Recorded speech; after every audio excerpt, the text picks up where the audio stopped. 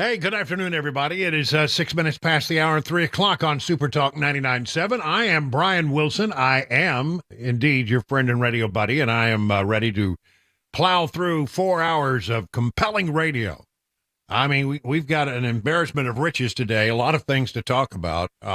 Some of them are important. Some of them are interesting. Some of them are, well, something that to chew over and think about.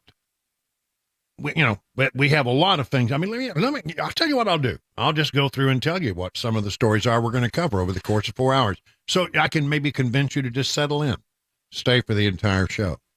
We're going to start out in a moment with an update on what happened in that shooting at the Lakewood Church in Houston. It's not going to be Michelle. I mean, I'm going to tell you why it's not going to be Michelle. You can be mad at me if you want to, but I'm going to make that case, and I think at the end maybe you'll agree with me. We have a lot of talk now on the Democrat side of the equation about the need for a Plan B, and how would that actually happen? We're going to get into that. The president is focused on shrinkflation, but he's an idiot, and he doesn't understand the basics of economics. More on the Biden age issue, and there are new developments out of that special counsel report that we got last week that talked about where all the documents were. Some of the documents had to do with Ukraine, and it may well help the investigation into Joe Biden and Biden Inc. We'll get into that. And, that's just it. We'll have to talk about the Super Bowl as well. I can just promise you now, I will never pay $60 for a plate of nachos. That's apparently what it costs you to get a plate of nachos. Seriously? Yeah. Well, they have flowers on them. Which you skip the flowers. Yeah, just give me some cheese and some meat and some jalapenos. Can we eat the flowers or not? No, I don't know. No? But then they were decorated up nice, and they cost $60. I mean, if you're going to charge $60 for nachos, there better be something there other than nachos, I suppose. But anyway, just nuts, all that stuff, and I can't get over it. I just can't get over it. And as I mentioned to Matt Murphy, talking about that incident with Travis Kelce, just, body checking Coach Reed. I mean, in what world do you get away with that and keep your job? Apparently the NFL. Yeah, I guess so. Well, they're special there in the NFL. They don't have to play by the same rules. I mean, any other place, you body check and scream at your boss in front of everybody in the world, you're going to lose your job. And, I don't care if Travis Kelce is Tay-Tay's boyfriend, you don't get away with it. So anyway, we'll talk about all those things. Let's start with the shooting in Houston. What a tragic thing that was. And boy, could it have been a lot worse. The individual has been identified now, and the person is known as, let's see, I've got that, Janice Ivan Moreno. But this is as a transgendered individual, born as a man, now identifying as a woman, sometime went by the name Jeffrey Escalante. He is from El Salvador, and so that person is dead. The child turned out to be 7 years old, was with the child, was with this individual when she came in with the AR-15 and started shooting up the Lakewood Church there in Houston, using the child as a body shield, and the child's in serious condition with a bullet wound to the head. So all of that. We did hear today, just a few moments ago, from the homicide chief. His name is Christopher Hassig, and really very forthcoming with information at this early point in the investigation, and there's a lot to unpack here. Take a listen. Do have reports she used multiple aliases, including Jeffrey Escalante. So she has utilized both male and female names, and so we are identifying her as Janice Moreno, Hispanic female. There were 2 weapons of hers recovered on the scene, an Anderson Manufacturing AR-15, which was what she utilized to fire at the officers. There was a sticker on the buttstock of the rifle that stated Palestine, a sticker simply stated Palestine on the buttstock. Also within the possession of near her, what she brought in, according to the video, and she had in a bag was a .22 caliber rifle by Blue Line Solutions. We have uncovered some items. We do have some anti-Semitic writings that we have uncovered during this process. But we do want to stress that she acted alone. We do believe this was what we term a lone wolf, lone suspect situation. We do have some facts that she was put under an emergency detention order by Houston police officers, we believe in 2016. We do believe that she does have a mental health history that is documented through us and through interviews with family members. I mentioned anti-Semitic writing. We do believe that there was a familial dispute that has taken place between her ex-husband and her ex-husband's family, and some of those individuals are Jewish.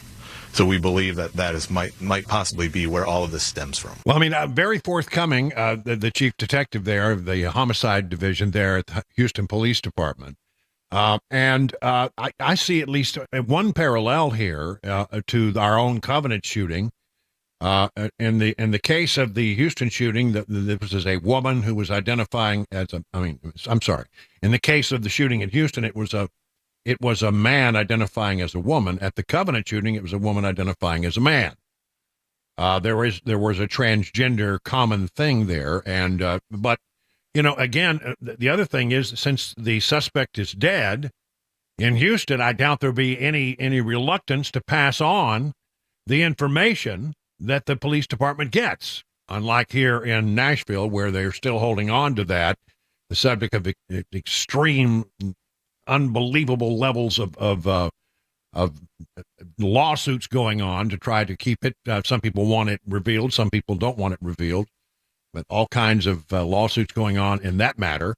I don't imagine we'll have the same thing in Houston, so maybe we'll actually learn something that will be helpful to prevent. Again, there appears to be a mental issue in both cases.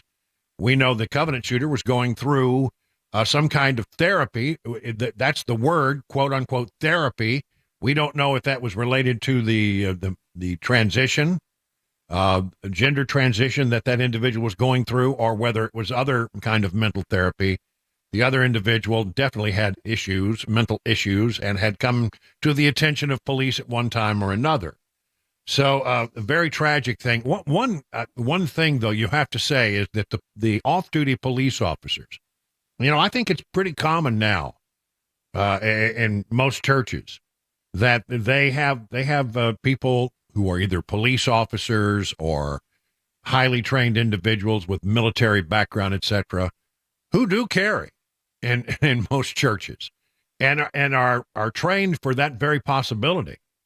And so the two individuals, one was an off-duty officer. They were both off-duty. And one of them was somebody who worked for the Texas Alcohol Beverage Commission, the TABC. And the director of that organization, Kevin Lilly, spoke at the press conference, too, talking about the importance of the heroism and just how important it is to have and support members of the Thin Blue Line. And we should all be mindful of the sacrifices that our men and women in law enforcement make every day. It is a profession of the highest honor. I just thought this morning that if your son or daughter came into your living room tonight and said, "Mom, Dad, I want to be a cop. I want to be in law enforcement," you should receive that request with reverence and respect. Because these individuals place their lives on the line for us. It is an act of service unlike any other. And so I would like to thank Chief Fenner for your excellent, excellent work. Public safety, ladies and gentlemen, is one of the most critical things that we have. To elected officials that want to defund police, to elected officials that want to demonize law enforcement, I say they do so at their own political peril. And so we need to unify as a community to defend our men and women in the Thin Blue Line. So I would just like to thank all of you here and to all the brave men and women who defend our city. Thank you very much.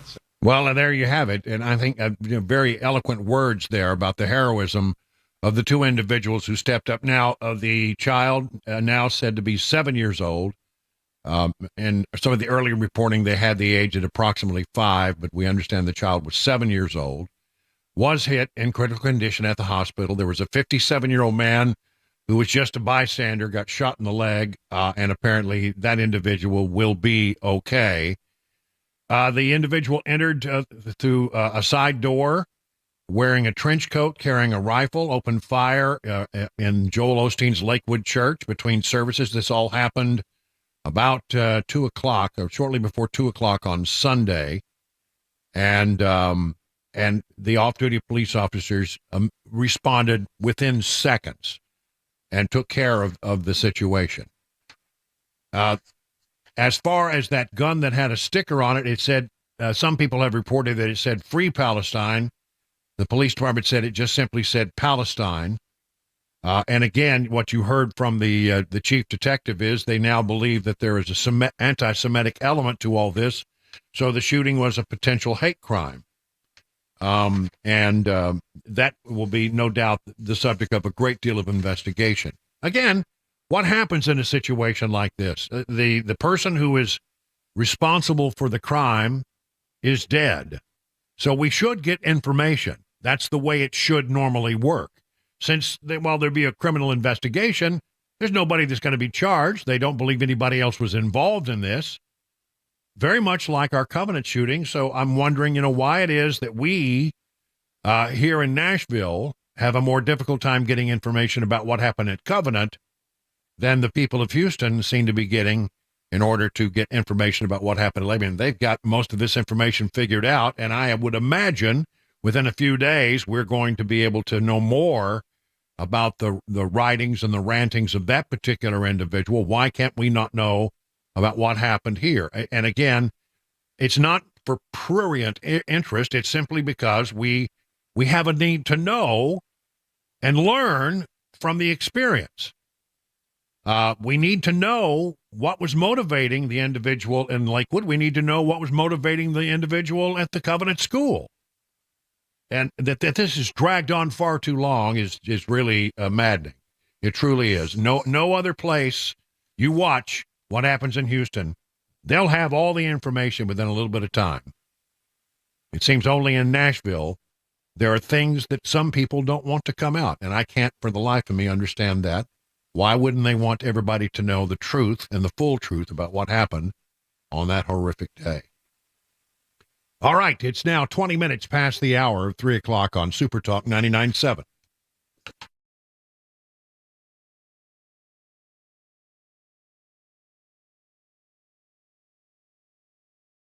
Oh, let's talk about my friends over at King and Associates Insurance in Brentwood, 25 years as an independent agency, and that's what you want. That's definitely what you want.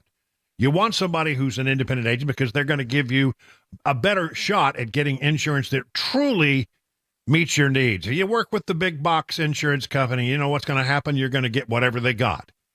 It may fit your needs, but it may not. They're sometimes taking a square peg and trying to force it into a round hole. But at King Insurance and Associates, they will take the time to learn more about you, find out exactly what you need, and then go out there and search through a number of companies to find the best product, the best insurance policy to bring to you. Could save you money, but it definitely will give you more bang for your insurance buck. And the other thing about having an independent agency is you're not going to be sitting on the phone waiting to get information for hours. Trust me, have you ever done it? You know what I'm talking about. Trying to get a hold of somebody can be a real challenge. But if you call this number, 615-329-8121, you don't reach a call center, you get an actual person every time. They are the kings of the multi-policy discount, 20, 25, 30, 35%. They're going to hook you up. So listen, get your royal review with King and Associates Insurance. Just log on to tkinginsurance.com. King Insurance and Associates, royal treatment and great rates.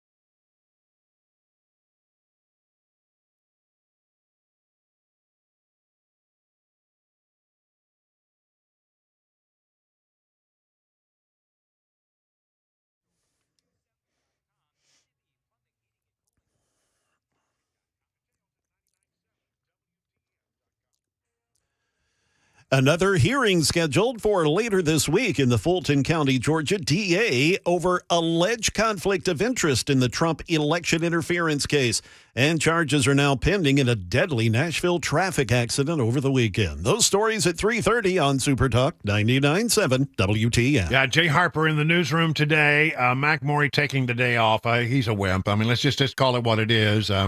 He couldn't rally after the Super Bowl. I mean, his team won, and, I guess there was a big celebration. I mean, what good you're never going to have a career in radio if you can't power through a hangover and do a show. Isn't that the truth? Brian, it's estimated that about 18 million people called out of work today. Wow. 18 million. Well, at least he told us in advance. Yes, he did.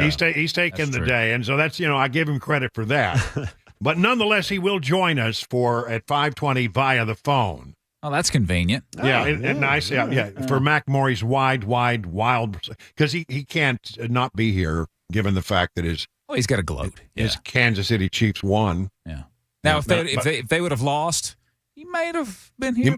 Probably not. Yeah, I don't think so. Yeah. I think he just decided he was going to take the day. But you can't be in radio if you can't power through a hangover. I'm telling you. It's one of the requirements of the job from time to time. Yeah, it's a prerequisite. You had to check that box on the application when you signed up. Can you power through a hangover? I haven't had a hangover in 40 years, but there were a couple of days where I had to power through.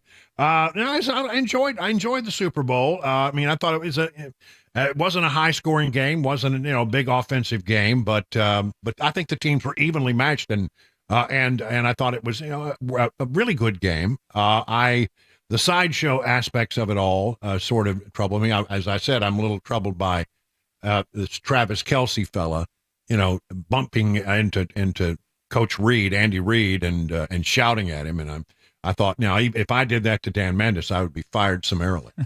It would be fun to watch, though, because I think Dan would probably go flying. Yeah, that's exactly what I had the same mental image, same mental picture. Yeah, I don't know. But, nobody gets away with that except in the NFL. And I think that's not the first time he's done that either. No. He's had anger management issues in the past. I read somewhere where there was one time where Coach Reed held on to his helmet.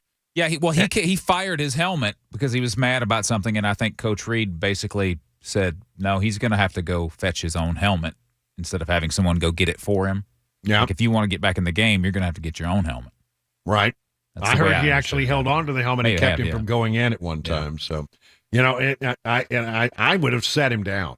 I don't care who you are. You don't get away with that. But, I guess NFL, well, they're special. Different ruls for them. They're passionate, Brian. Yeah, passionate. I guess. Okay. I had a great time this weekend out at the Wilson County Fairgrounds where, and by the way, Chris, you were correct. That bee is bigger than me. I saw that. Yeah. I was out there at the Busy Bee booth at the Wilson County. A lot of people came by. A lot of people came by to say hello, and everybody was so nice to come by and say hello. And the gigantic Busy Bee was there, and it was much taller than I am. And I was surprised by that. That was not my memory. But, maybe you've shrunk since then, or the bee has grown up. Maybe one of the two. It could be either one. I don't know. But it was fun and had a good time meeting people out there. I met Tiny, our listener, Tiny. Whew. Yeah, we have a listener who calls in, got a great big voice like this. Hi, this is Tiny. I love his voice. And he walked up, and he is a mountain of a man. He lives up to his name, does he? I'm 6'4", and I was looking up to him. Yeah. I think he's about 6'8". Wow. And he's every bit of 350. I'm telling you, he's a big old hefty boy. And there's, I've got a picture I'll have to share with you. You know how Dan Mandis doesn't like to be hugged? Yeah. There's a picture. I got a picture of him, Tiny, just reaching down and just giving him a big old bear hug. And the look on Dan's face is priceless. Absolutely priceless. So a good time was had by all there at the big Wilson County Fairgrounds. Cabana wife came by. Yep, she found a place to spend some money out there. Oh, we're beginning kitchen renovations. That was when we first moved into the house here. It was the promise that I made is that we could do a kitchen reno. But she But I don't care. I'm the beneficiary of all that. That's true. Yeah. By the way, chicken wings at my house were just fantastic, as was the sausage cheese dip. Oh, you got to have that. Yeah, now That's you got to good have some of stuff. that, and then there was little chocolate cakes. I have a cake my mom used to make called a 22-minute cake. It's just a Texas sheet cake is what it is, with some chocolate icing on it. But she turns them into little muffins. So you put it in the microwave for about 15 seconds. Mm-hmm. Pop it in. It's like That sounds good. hot cake with gooey icing. Ooh, it was good. So that probably didn't help my attempt to lose the weight, but nonetheless. It doesn't count on Super Bowl Sunday. It does not count on Super Bowl Sunday. So we'll talk more about the game with Mac Morey at 5:25 when he calls in, the wimpy way to do it. But nonetheless, he will at least give us something to talk about at 5:25. 3:30 now. Time for the news on Super Talk 99.7.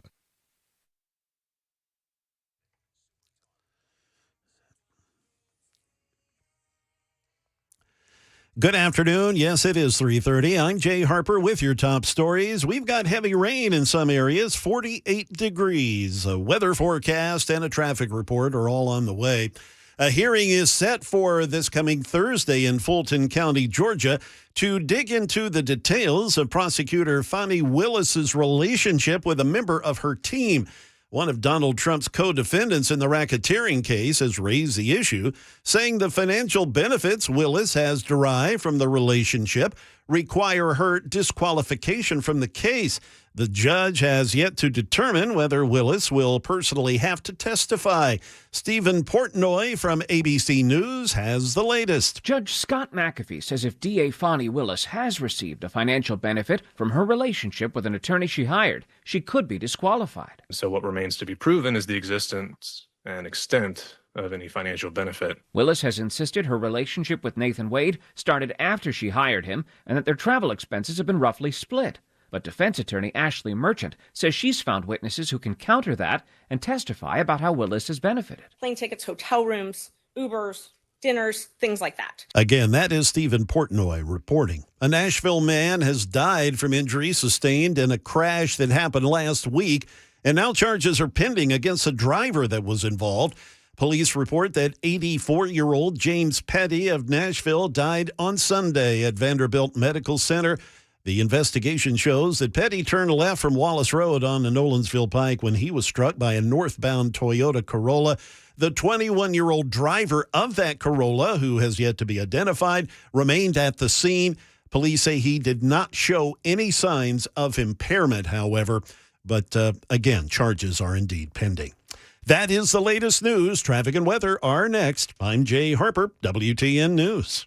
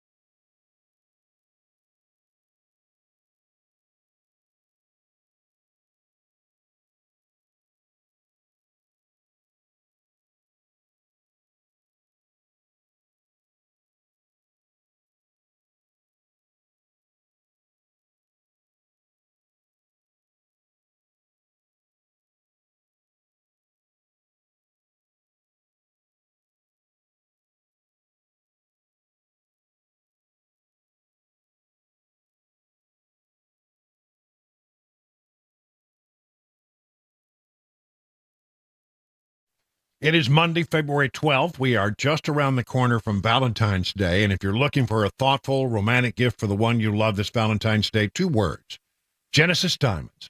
Maybe it's a simple pendant or an exquisite one-of-a-kind designer ring. Genesis can help you pick out the most memorable and special piece of jewelry for the occasion. And to make it even sweeter, listen, folks, guys, this is it. From now until Valentine's Day, whether you spend $199 or $199,000, Genesis will give you chocolates, fresh flowers, and dinner out at no charge. It's a great deal. I mean, it's one-stop ultimate Valentine's experience. You buy a beautiful piece of jewelry, they will give you some beautiful flowers from Jenny's Florist, some yummy chocolates, and a gift card for dinner at STK Steakhouse. So stop wasting time. Get to Genesis Diamonds. They've got a spectacular collection of memorable romantic gifts. Again, from $199 to $199,000, whatever you need. And right now, they're going to throw in chocolates, flowers, and dinner out at no extra charge. Happy Valentine's Day from Genesis Diamonds. 2 locations, Green Hills and Cool Springs.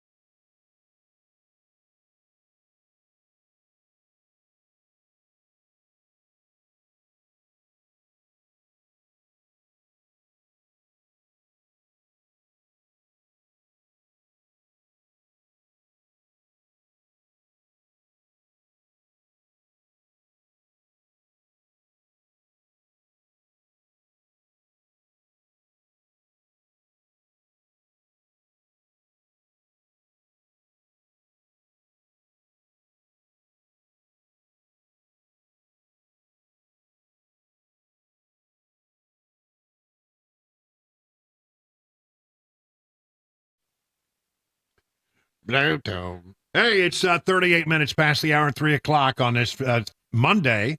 Yeah, it's Monday. I'm feeling slow today. I don't know why. Got that Super Bowl hangover. No, to be honest with you, I didn't have one drink at all. No, yesterday. not talking about the drinks. It's the food. Well, I have a food hangover, but that's almost every day. I'm getting there. I'm revving up, everybody. It'll be all right. 5-hour energy drink has been consumed. Don't worry. I just think I need to revisit something with the audience that I think that I need to say now and then about my approach to doing this program. Now, we opened up the phone lines on Friday, and many, many, many people were asked to give their theory about how they think this whole 2024 situation is going to work out. I'm of the belief that it won't be Joe Biden. And I said, if you're of the belief that it won't be Joe Biden, what do you think the end game is? How will it all play out? And time after time after time after time, everybody said, it's going to be Michelle Obama. Going to be Michelle Obama. And I don't think so. Now, I'm going to lay out why I don't think so. But I want to remind you that, people get irritated when you disagree with them about stuff sometimes on talk radio.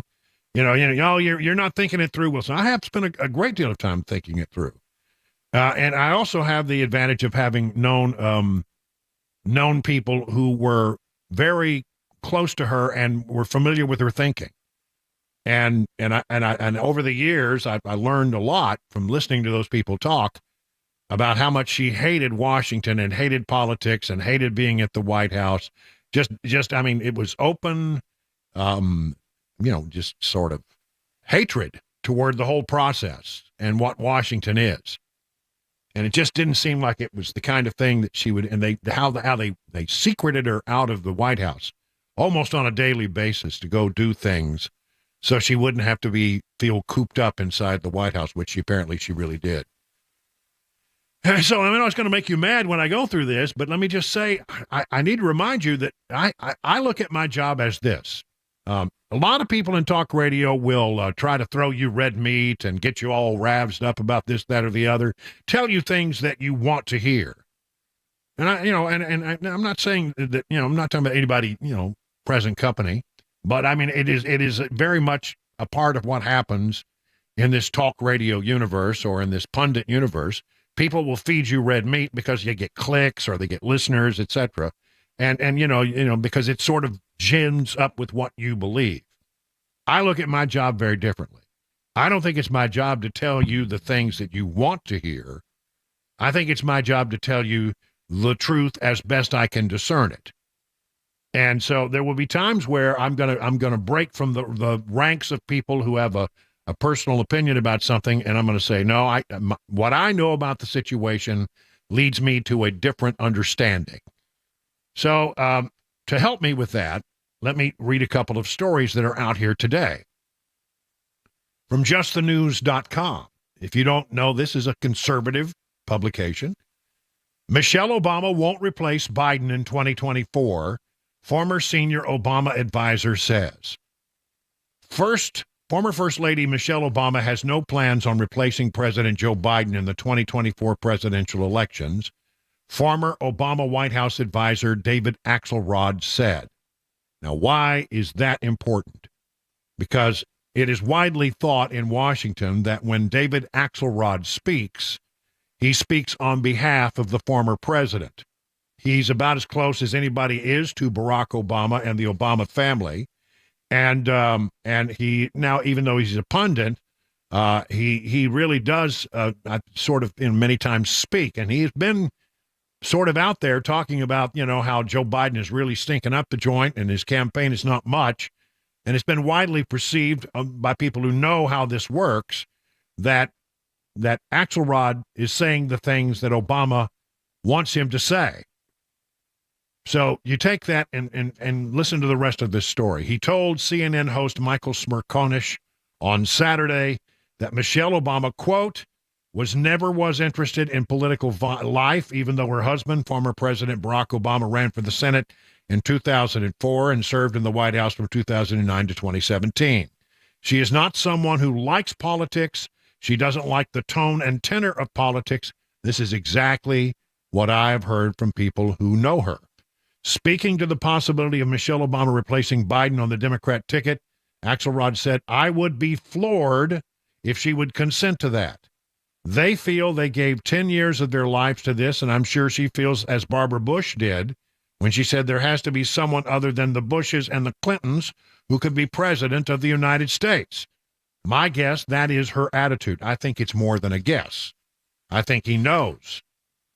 Conservatives continue to speculate, and if you believe that Michelle is the person, you're in good company. Vivek Ramaswamy has said so. Lieutenant Governor Dan Patrick on Friday said he believed it would be Michelle. And after this special counsel report where they talk about how Biden is slipping, it is something that is, of course, everybody is now beginning the new speculation. Here's another story. This is from the Washington Examiner. Do you know the Washington Examiner? Very conservative publication, a great group of reporters. I find a lot of stories that I bring to you each day come to me through the Washington Examiner. Pundits casually tossed around names, including Governors Gavin Newsom and J.B. Pritzker of Illinois. But in the days after special counsel Robert Hur detailed what he described as Biden's failing memory and mental faculties, one person in particular has emerged as the internet's clear choice to take over for Biden in the White House, and that's former First Lady Michelle Obama. And then they go on to say, the problem is multiple Democrat strategists tell the Washington Examiner that there's no way in hell that happens. No way in hell is a quote. I'm sure there are some people in the party who wish Ms. Obama would run for the presidency, but she's made it very clear that she has no designs on seeking higher office herself, one strategist familiar with Biden's campaign strategy said. This is just some ginned-up conspiracy dreamed up by grifters to spoon-feed to MAGA extremists. A second strategist said, there's just one problem. We live in reality. The Obamas, as they go on to talk about how they left 7 years ago. Here's what she has said, though. I mean, this is, I guess, probably why a lot of people have wondered if she's not dipping her toe in the water. She said on a podcast, I think that people think that government, does it even do anything? And I'm like, oh my God, does government do everything for us and we cannot take this democracy for granted? Well, first of all, the fact that she believes that government is the answer tells me why we don't want her. But nonetheless, she has the reason why I don't want to run for president, and I can't speak for Oprah Winfrey, but my sense is, first of all, you have to want to do the job. She said that at a speech at the 39th Annual Simmons Leadership Conference in 2018. I've never had the passion for politics. I just happen to be married to someone who has the passion for politics, and he drugged me kicking and screaming into the arena. That's true from everything I have ever heard about Michelle Obama. That's the way that has always been characterized. She hates the whole idea of politics. And if you've ever watched her when she was First Lady, whenever she was in the room, and even if she was with 50 other people or Barack Obama was there in the foreground, I just watched her.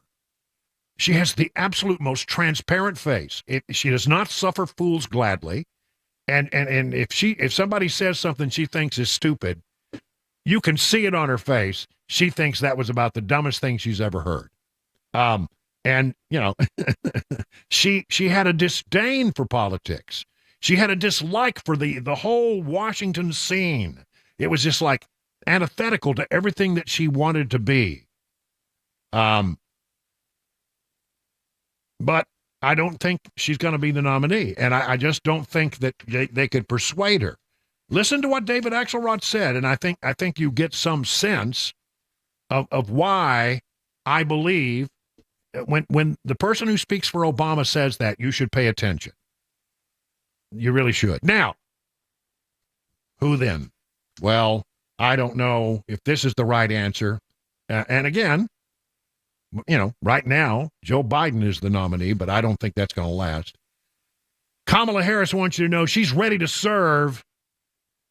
From FoxNews.com, Kamala Harris ready to serve as Democrats sound the alarm about Biden's age. Vice President Kamala Harris says she's ready to serve over concerns about Biden's age and mental fitness continue to grow, notably among members of their own party. Harris made the statement during a recent interview last week before the release of the special counsel report on Biden's mishandling of classified documents. She told the Wall Street Journal, another conservative publication, I'm ready to serve. There's no question about that. Adding that everyone who observes her work walks away fully aware of my capacity to lead. Well, maybe I wouldn't have said that. Let others say it for you. Her recommended no charges against Biden, as you know, over his actions pertaining to the mishandling of classified documents, partly because he would have to have as a defense trial a sympathetic, well-meaning elderly man with a poor memory. That should be, he should get a T-shirt. It says sympathetic, well-meaning elderly man with a poor memory. And his name, in case he gets lost, somebody can tell him who he is and get him back to the proper authorities. They never let him out of his sight. But anyway, so don't worry. Michelle wants everybody to know that she is ready to take the reins should that be necessary. But actually, the truth of the matter is, if somebody were to invoke the 25th Amendment, it would have to start with the vice president. The vice president would have to be the one who gets the all the different secretaries together and have a conversation with them and take a vote. I mean, that's the way it works. She's the integral part of that whole thing. And so I don't know that she's preparing to do that. They seem to be standing with Joe Biden for the moment, but I mean, really, aren't we just one face plant or one more bad moment away? A couple of things now with regard to that. Again, we have to assume that for the moment he's going to be the nominee, but I just keep thinking it is so bad, and it's gotten so bad that they can't possibly stick with him. As the numbers still come in from the battleground states, Donald Trump's doing very well. And although they want to be loyal to Joe Biden, they also don't want to lose to Donald Trump. That is the thing that drives them to look for a possible plan B. Now, you may say, well, how would that work? Is it possible to get rid of Joe Biden and replace it with somebody else? In our 4 o'clock hour, in just a few minutes from now, I will go over a couple of stories that have been written about what a plan B might look like and how it might be undertaken. Not easy at this point, but not impossible. So that's all straight ahead right here on Super Talk right now, 51 past the hour of 3 o'clock.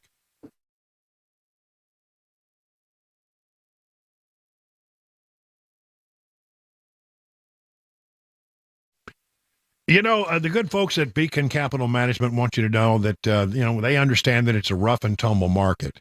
And they understand it can be a little scary, but they've got a plan to assess where you are and help you make any mid-course corrections. Here's a new tool that could really help. If you've learned anything over the past few years, it's that we can expect change. And for those nearing retirement, change can feel scary. If you're worried about things like inflation and interest rates and how it will affect your retirement nest egg, use Beacon Capital Management's free retirement savings calculator.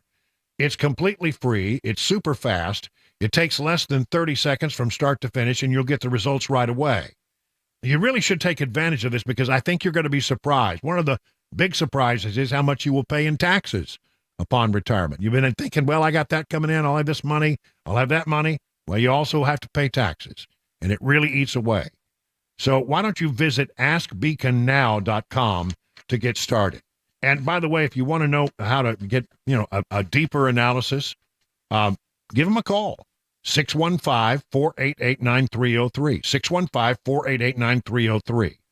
The folks at Beacon stand ready to take your stress away, and you can learn more, again, at askbeaconnow.com.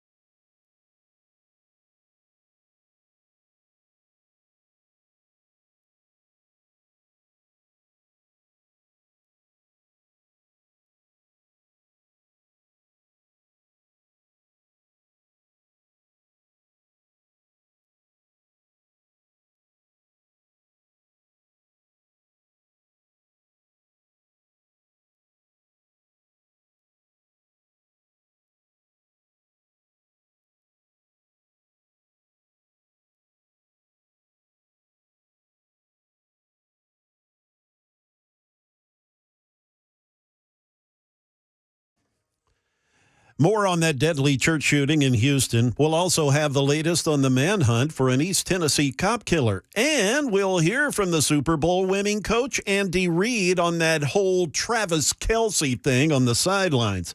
That's all coming up at 4 o'clock on Super Talk 99.7 WTN. All right, let's take a look at the markets right now. Dow Jones Industrial is up 125 points. The S&P was down 4. NASDAQ was down 48. So a mixed board here today. What's going on? What's driving the markets right now? Time to check in with John Maxon over at Beacon Capital Management for more on that. Good afternoon, John. Hey, good afternoon, Brian. Yeah, pretty flat market today, but S&P was down a bit, but it still ended up above its historical high of 5,000 on Friday. Really, the big event beginning of this week is going to be the January Consumer Price Index. Huge inflation report. Investors and the Fed are going to be watching that. It's actually the first reading, obviously, of 2024 for us to see how inflation is doing. The market is expecting a number below 3%. That'd be the first time since 2021. If it's a little higher, that could be negative for the market. If it's lower than the expectation or in line, the rally very well could continue. So huge number tomorrow, going to be the first picture of inflation, something to watch really closely as the market opens tomorrow. Be a great deal of interest. All right, thank you very much, John Maxon. We'll find out all the things that John and the other good people over at Beacon Capital Management can do for you as you get ready for retirement. Go to askbeaconnow.com. Coming up in the 4 o'clock hour, are Democrats preparing for a Plan B, and how might that work? We'll talk about all the options coming up after the news. It's 4 o'clock on Super Talk 99.7. Grace Point Healthcare delivers medicine affordably with a menu-style transparent pricing so you'll know how much it will cost before the care is delivered. Smart Care plans start at $69 a month. You get unlimited office visits and free basic labs for the entire year. And because they treat the whole family, even newborns, they offer family plans as well. Now, if you were to marry this with a high-deductible insurance plan that you've been required to take, it could save you and your family a lot of money over time. At Grace Point, they take their time with each patient. They see you the same or next day. There are no long wait times or crowded wait rooms. They treat naturally whenever possible, and it is a military vet-owned practice. Just some of the reasons why it's been voted the best primary care provider year after year after year. Grace Point Healthcare is on Main Street in Franklin. Call this number, 599-6868, to schedule a visit.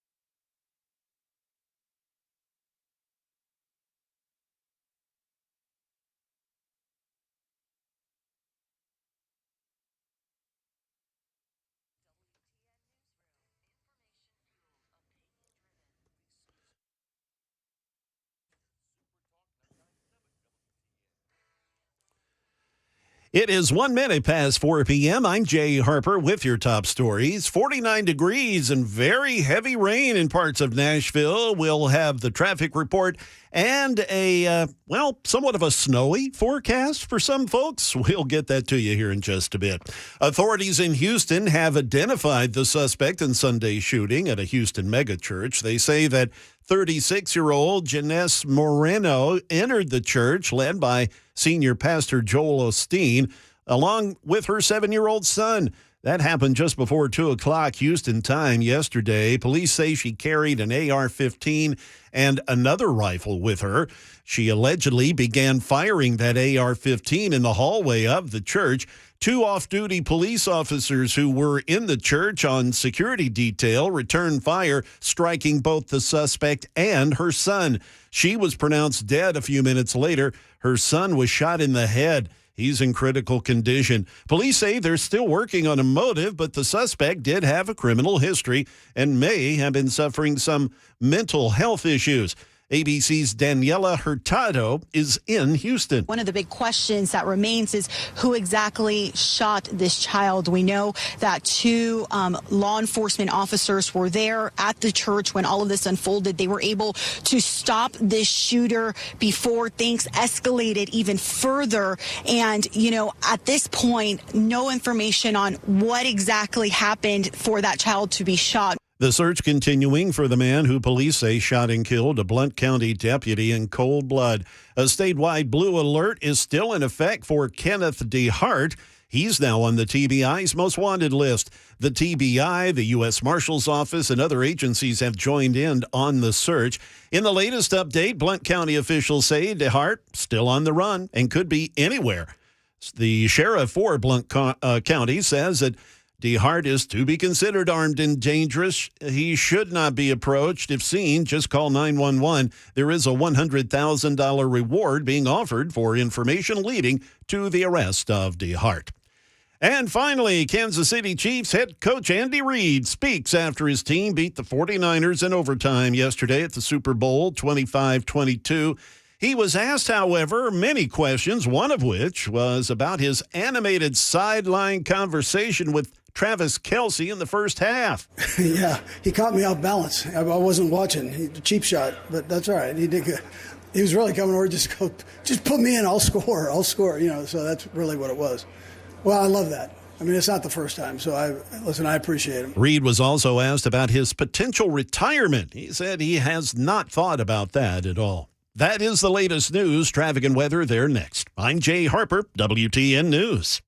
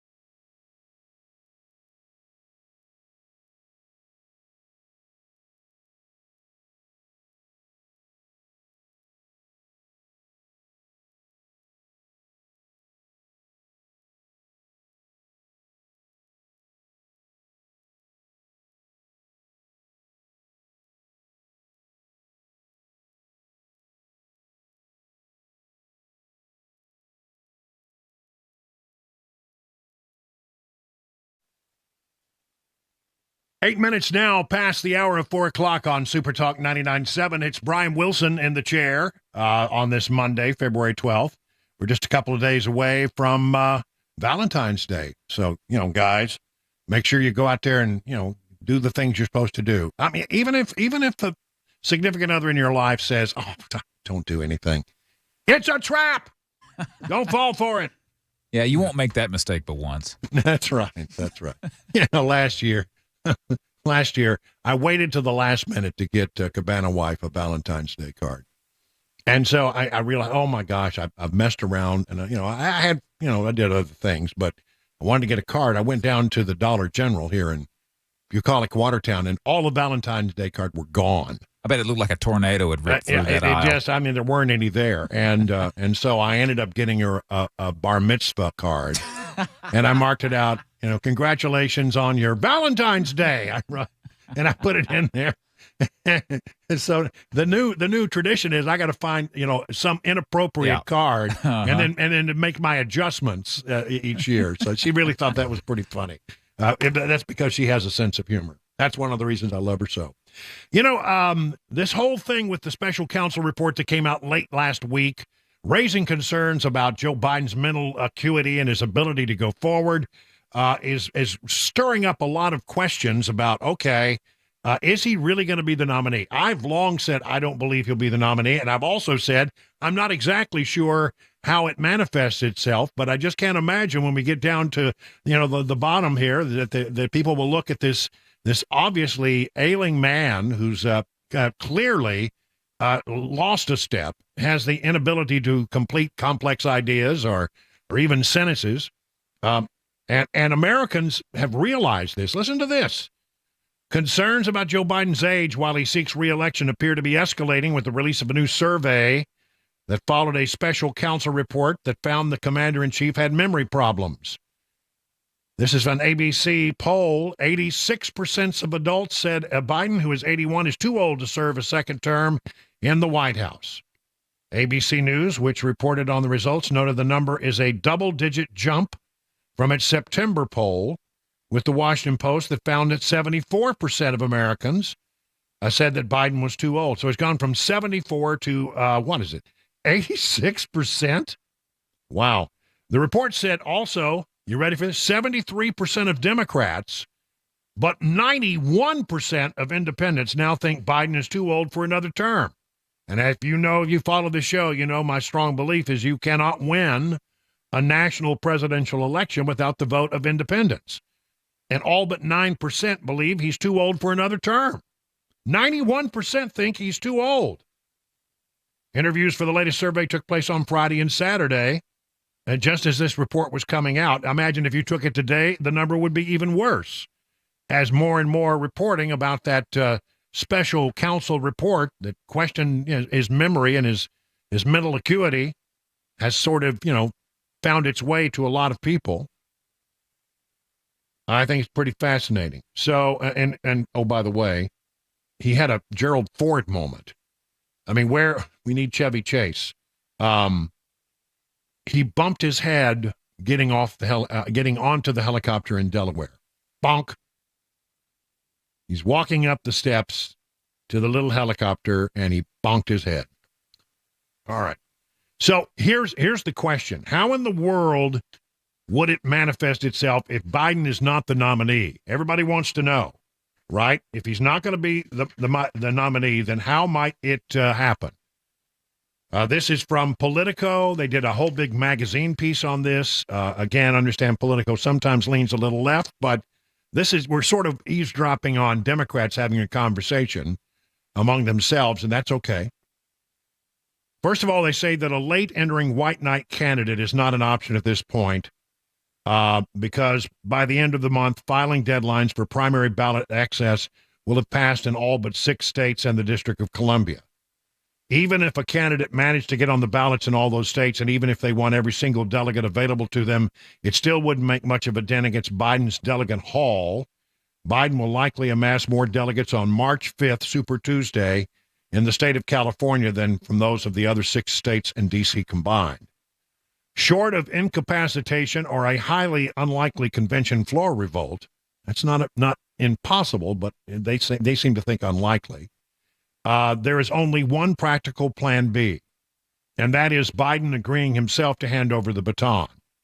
He's a proud man whose ego has been shaped by the experience of winning elections in the Senate in his 20s and being denied the presidency several times before securing it, convincing him he's in an increasingly untenable position and needs to stand down will not come easy. But there is a path that enables him to leave with dignity and on his terms. It begins with letting the Democrat primary campaign run its course, ending on June 4th, the date the last group of states hold its primaries. Biden would finish as the undisputed victor with far more than the 1,968 pledged delegate votes necessary to claim the nomination. And Biden would then announce he would not accept the nomination and release his delegates to go back a different nominee. He could insist he's still fit to serve out another term, but he accepts the public's concern with the president who'll be 86 at the end of his second term. He would remind voters that he's always said he would be a bridge to a future generation of Democrat leaders. The economy is on track, he could note, and argue that he defeated Trump once and protected democracy. He met his duty. Now, again, this is how he'll present it to Democrats. At that point, the scramble would begin among potential successors. Not long after Biden's announcement, a spate of private poll testing various candidates in the general election would suddenly be floated to establish different figures. Between June 4th and August 19th, when the party's convention begins in Chicago, senior Democrats would jockey for position to replace Biden in the kind of battle not seen in decades in American politics. Biden would still remain the kingmaker. If the rest of the primaries went as South Carolina and Nevada have, the vast majority of delegates would be pledged to Biden. They aren't legally required to support the president, I note, but anyone he potentially endorses to replace him on the ticket, but these individuals would be vetted by the Biden campaign, would likely follow his lead if he backed a candidate.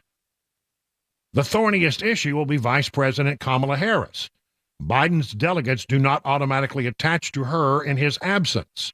Her poor approval ratings and her performance in the 2020 primaries have not inspired confidence, but the party will be acutely aware of the risk of alienating black voters.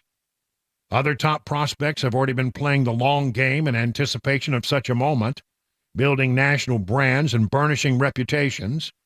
Blue state governors Gavin Newsom of California, J.B. Pritzker of Illinois, have been among the more energetic surrogates, which will serve them well as they seek the allegiance of convention delegates. Governor Gretchen Whitmer has been a vigorous Biden defender, vouching for him with Arab Americans in Michigan and serving there as Biden's campaign co-chair. Now, the Democrats did strip their so-called superdelegates of most of their power in 2016. Those current and former party leaders and elected officials would get a vote on potential second ballot at the convention. That would give them significant sway in picking a nominee in the floor fight. So there is that. Every party faction would attempt to leverage the unprecedented situation to its advantage. The potential field could be sprawling. But, I don't think it's too late to get people's attention. I mean, I've always thought that we don't need to start the political process, more than a year out. I don't think that's required. I think people can make a decision in a timely fashion a month or two before. And a lot of people don't even decide until the last few weeks anyway.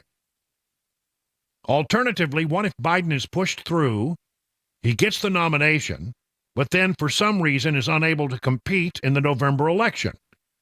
Convention rules say in the event of the death, resignation, or disability of the nominee, Jamie Harrison, the party chair, shall confer with the Democrat leadership of Congress and the Democrat Governors Association and report to the roughly 450 members of the Democrat National Committee who would choose a new nominee. They would also pick a new running mate if they elevated Harris to the top of the ticket. So those are the options. Right now, Biden could be the kingmaker if he decides I can't go forward.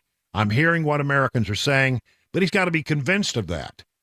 And then if there's another, bad moment, let's say a bad moment where he has a face plant or he has maybe a Mitch McConnell freeze up, like we saw on Mitch McConnell that time, and he just locks up and can't say words, it would be over for him. So, I mean, all these things are possibilities, and that's why I say I don't think he'll be the nominee.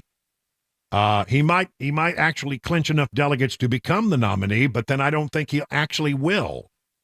And that I don't think the Democrats are going to allow him to go forward, and they will put immense pressure on him.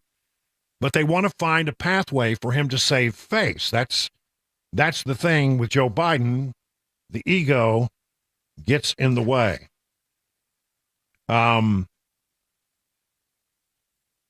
Here's from Politico. Here's from NBC News.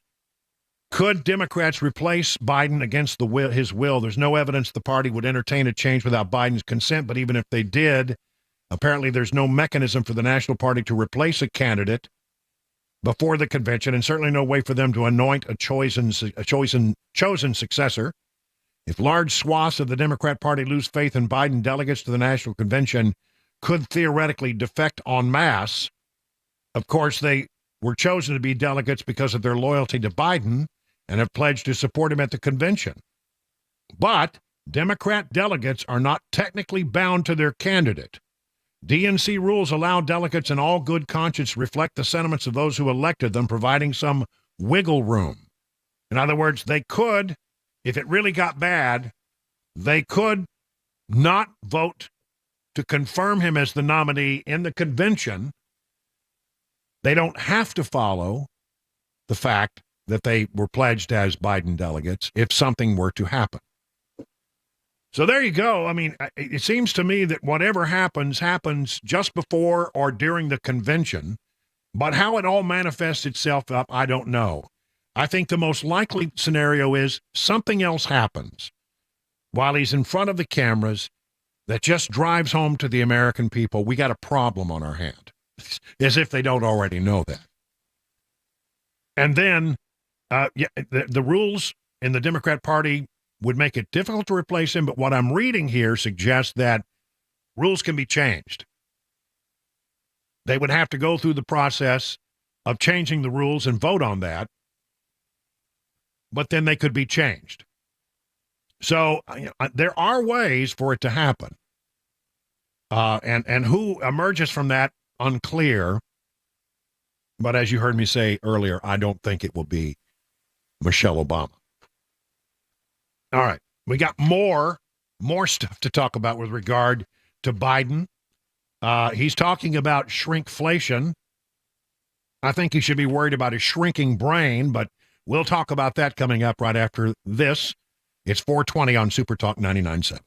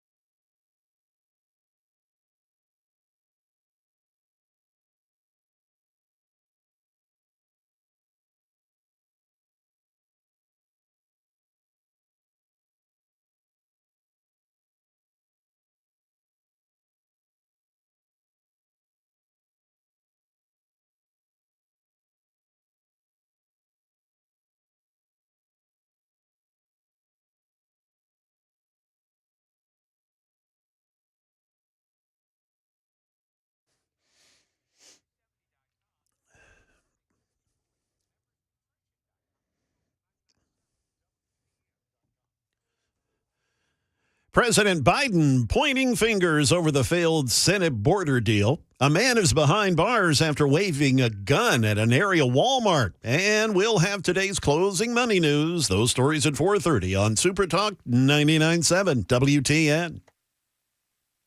Well, President Biden basically decided not to do the Super Bowl interview, even though it's usually a softball interview, decided not to embarrass himself on national TV when there are, millions and millions and millions and millions of people watching. But his folks did put out a video where Biden, like the old cranky man that he is, was complaining about something called shrinkflation. The Super Bowl Sunday. If you're anything like me, you like to be surrounded by a snack or two while watching the big game. When buying snacks for the game, you might have noticed one thing. Sports drinks bottles are smaller. A bag of chips has fewer chips, but they're still charging you just as much. And as an ice cream lover, what makes me the most angry is that ice cream cartons have actually shrunk in size, but not in price. I've had enough of what they call shrinkflation. It's a ripoff. Some companies are trying to pull a fast one by shrinking the products little by little and hoping you won't notice. Give me a break. The American public is tired of being played for suckers. I'm calling on companies to put a stop to this. Let's make sure businesses do the right thing now. But listen, he probably it's going to resonate with some people. Yeah, those greedy companies are ripping me off. They're shrinking the size. You know what? What he just said there exposes the fact that the man has no basic understanding of how the economy works. Let's just talk about shrinkflation. If you're a company and you're out there and you're experiencing inflation like we all are, now all of a sudden you got to pay your people more because they demand more, and if you want to keep good people, you got to pay them more. The cost of everything that you use to make your product has gone up. So, you have basically three options if you're a company out there trying to stay afloat and trying to, get your product sold, right? Number one, you absorb the high cost of producing the product. That this doesn't happen. It doesn't. It could ultimately drive that company into bankruptcy, require you to downsize and fire people. That's not good for the economy. So most companies will not absorb it, right? Then the other option is to pass along the increased cost of producing goods. That's painful, yes. Raising cost of the product will undoubtedly lead to lost market share. So, that's something you got to think about. Am I going to pass along the higher cost of this thing? Or the third option is keep the same price, but give you a little less of the product, and that way they hope that you don't catch it. But what is lost on Joe Biden in all of this is that he doesn't seem to understand that the reason that there is shrinkflation and why some companies choose to do that is because of the inflation that has been caused by his economic policies. It's just, he's blissfully ignorant of it. There are no other options but the three I laid out. There really is no way to do this. You either got to absorb it, you got to pass it along, or you maybe make the product, repackage it so there's not as much in it. It's not a great outcome. I'm not saying I endorse it, but I understand it. The real solution here, if Biden was alert, cunning, and sly, is to take the shackles off the economy and let the free enterprise system do its thing. An unfettered free market, that's the answer. That's what makes it work. And if you got out of the way, you take off the regulations, you make businesses able to do their jobs without a bunch of government interference, you will find that competition will take care of the problem. And by the way, your inflation over time will go away much more quickly.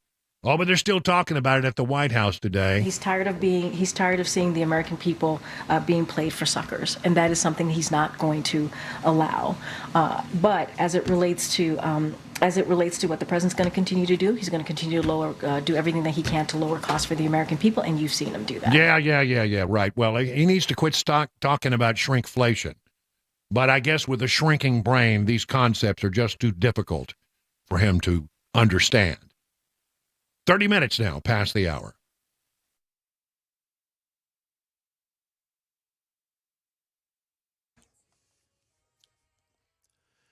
Good afternoon. It is 4:30, and I'm Jay Harper with your top stories. It's messy and rainy. 47 degrees in Nashville. We'll have your forecast and that traffic report in just a few moments.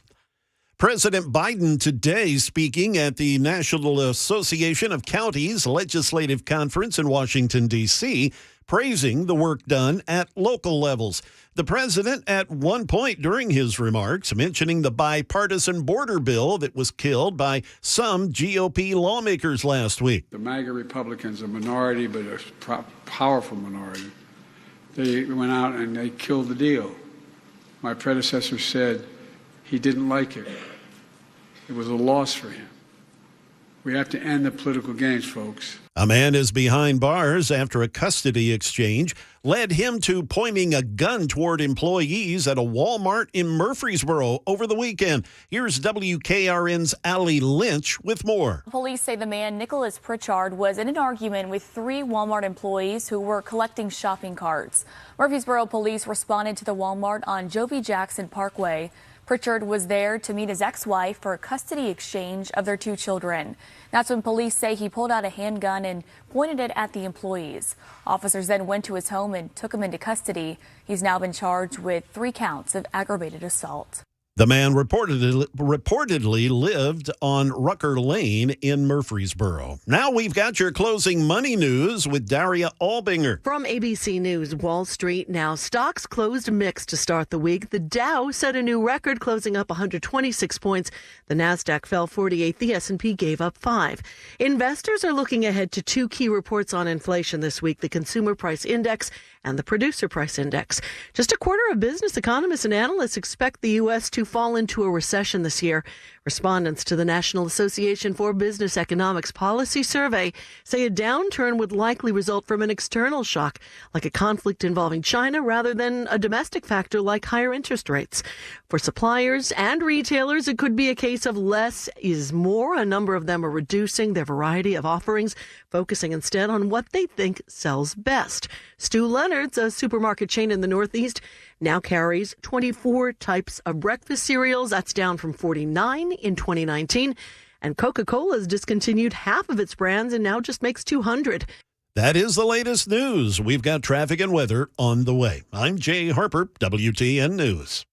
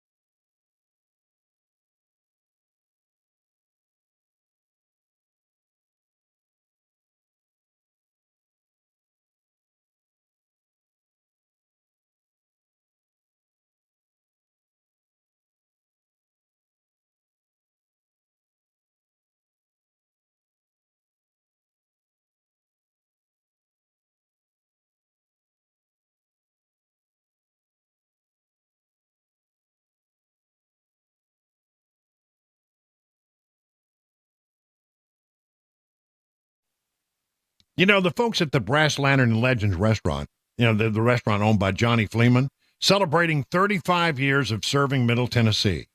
And to celebrate the 35th anniversary, they want me to tell you about their daily specials that are served all day long. Monday, they have your fresh breaded chicken fingers with fries and coleslaw, only $8.99. Tuesday, they're featuring their slow-cooked 8-ounce prime rib and a side for $18.99. Wednesday, it's the 6-ounce choice sirloin with a side for $8.99. Thursday is hamburger steak, $8.99. Sundays, 3 different pasta dinners are available, $9.99. For over 35 years, the Brass Lantern and Legends restaurant have given you authentic, made-from-scratch, delicious recipes at affordable prices. Good food at affordable prices, that's what they're all about. So hope you enjoy the good food and service. And don't forget the daily lunch special starting at $6.99. And you might also be sure you check out and get some of those delicious Johnny Fleeman products at your local grocery store. You're going to enjoy your next visit to the Brass Lantern and Legend restaurants nearest you.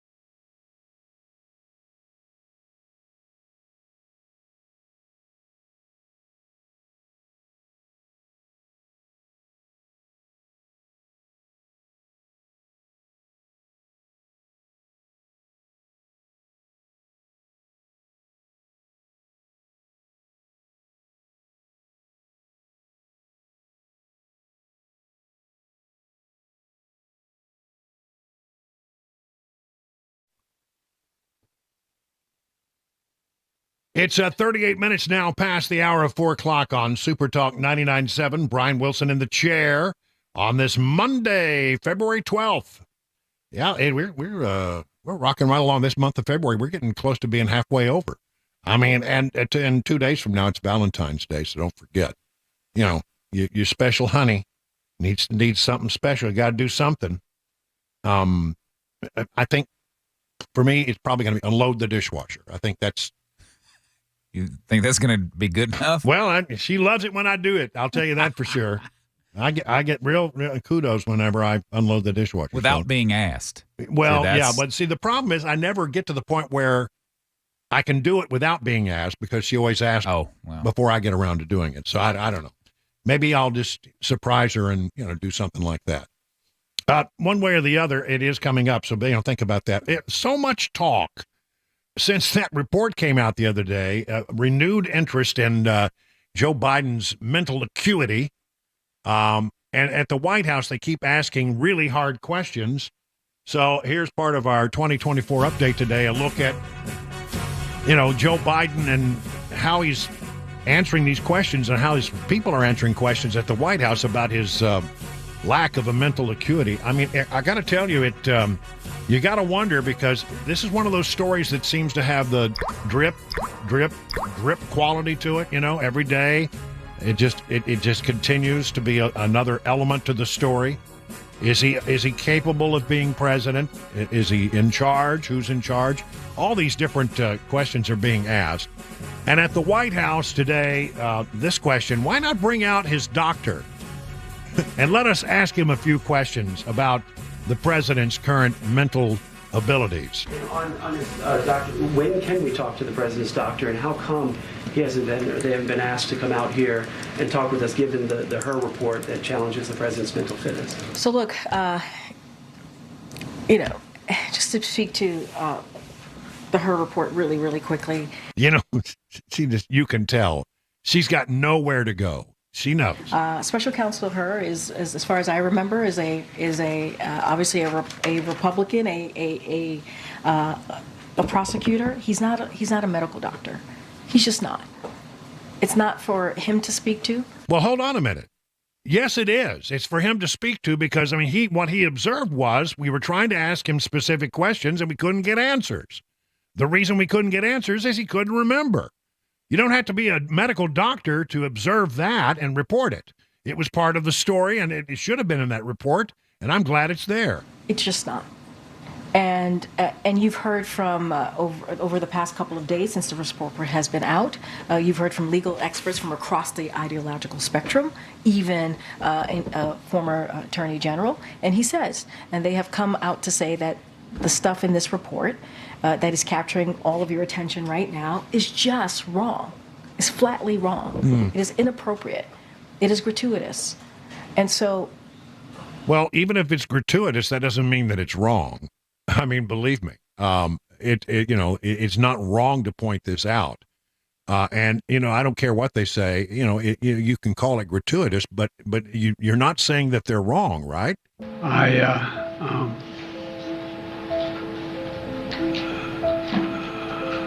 Anyway, and I don't want to, well, maybe choose my words. I was just thinking, anyway, but I just, look,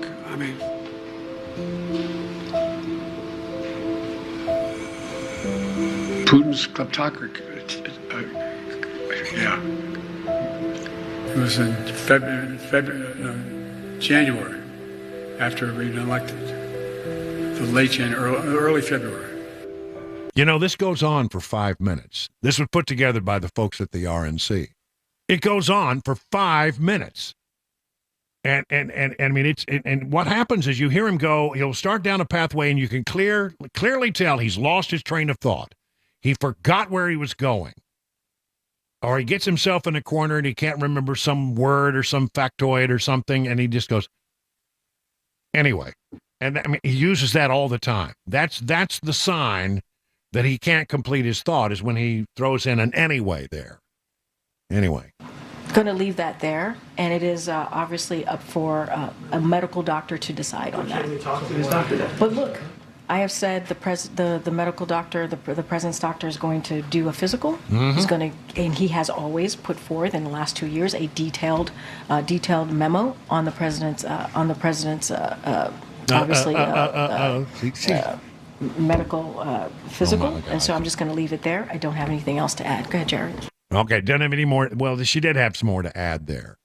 She says, ABC News Ipsos poll shows that 86% of Americans think Biden is too old to serve another term. That is a higher percentage than what we found in a previous poll in September. So clearly polling shows this is a persistent issue.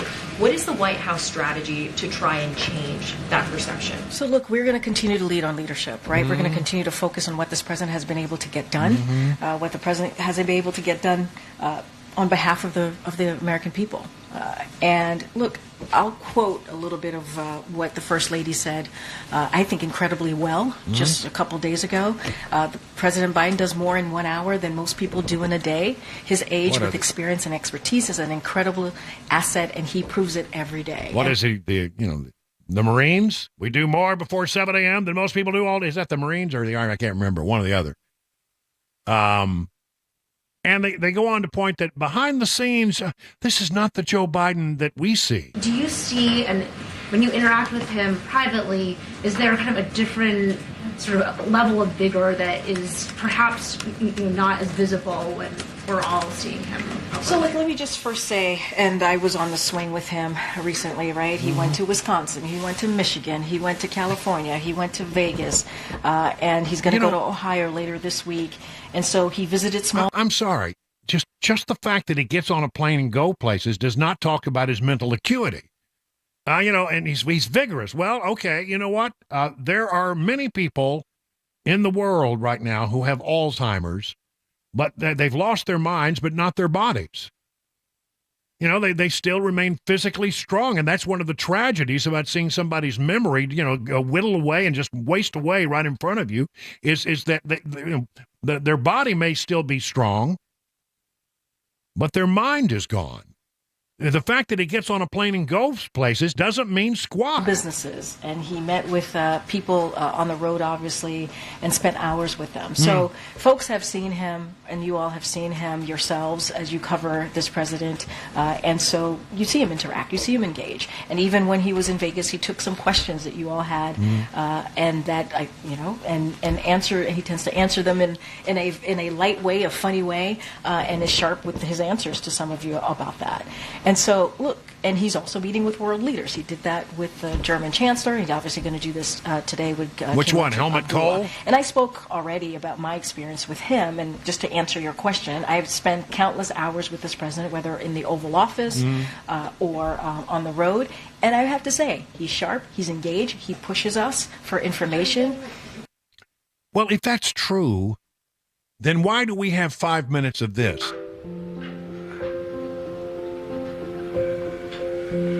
He said, it's not, we lead, not just, I won't go into it. Here's what drives the driver in the states that are affected.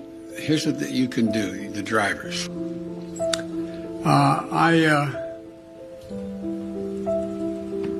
For two reasons. One,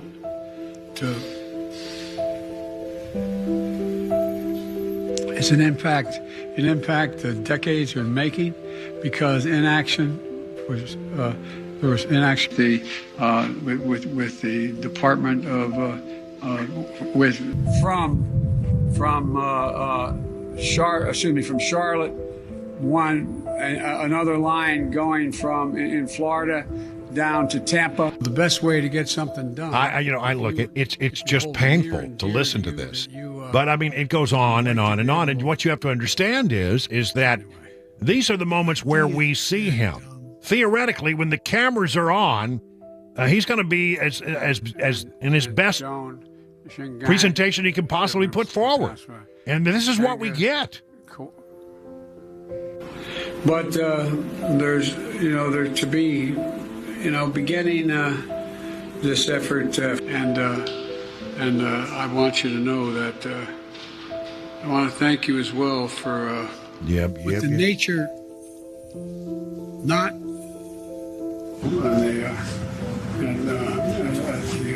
I mean, this is devastating, isn't it? I mean, and it's painful, and I take no joy in it whatsoever. But I mean, if this is his best front that he puts forward for the American people, how can we believe what they say about what goes on behind the scenes? How can we even begin to believe that he's better when we're not watching it? What am I doing here? From the. Oh my! Well, listen, I could let this thing go on for another 2 minutes or so, but listen, it's just troubling that we have a president who simply cannot function. And Democrats have got to be thinking about this, as we've been talking this whole hour. What is their plan? What do they do? At what point does it become so unbearable to Democrats that they start pushing hard for some kind of resolution on this? The one thing that I know about Democrats is, they may have some loyalty to Joe Biden, but that loyalty does not even compete with the hatred they have for Donald Trump. And as the numbers keep coming in and Trump continues to look strong, I mean, there's a poll out just the other day, he's going to beat Biden by 5 in the popular vote. There are all these polls out there from the battleground states, which are really the more important polls, which show him leading in just about every one of them. And it makes it, you got to know that the Democrats are losing their minds over this, just like Joe Biden's losing his. But I digress. It's sad It's sad. It's a sad state of affairs that our nation is being led by a man who can't complete a sentence. God help us all. It's 50 minutes past the hour of 4 o'clock on Super Talk.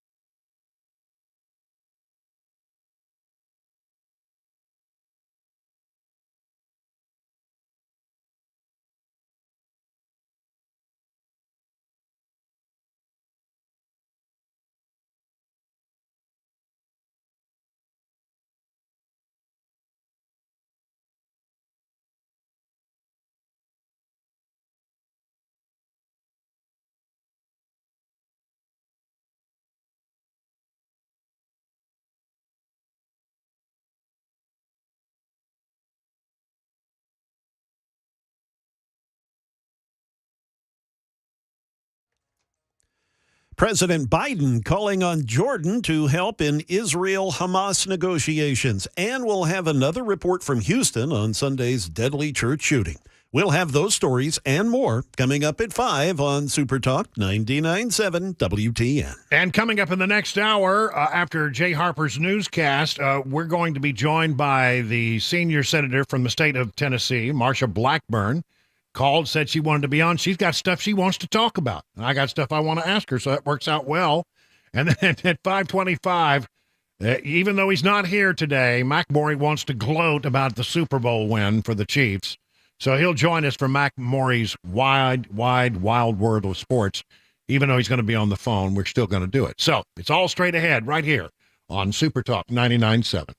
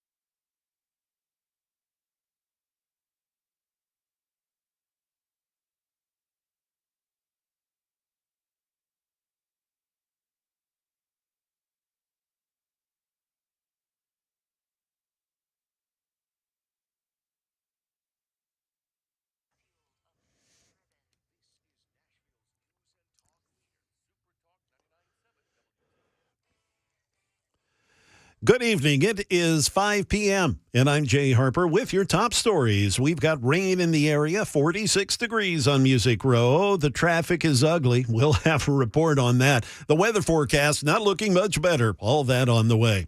President Biden hosting King Abdullah II of Jordan at the White House today. The two discuss the war between Israel and Hamas. The president calling on the king to help in negotiations aimed at reaching a new deal to pause fighting and release hostages held by Hamas. The key element of the deals are on the table. There are gaps that remain, but I've encouraged Israeli leaders to keep working to achieve the deal.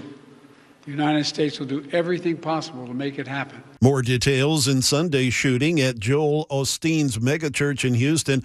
Police have identified Janess Moreno as the person who opened fire at the Lakewood church and that she is the mother of the young boy she took with her into the church.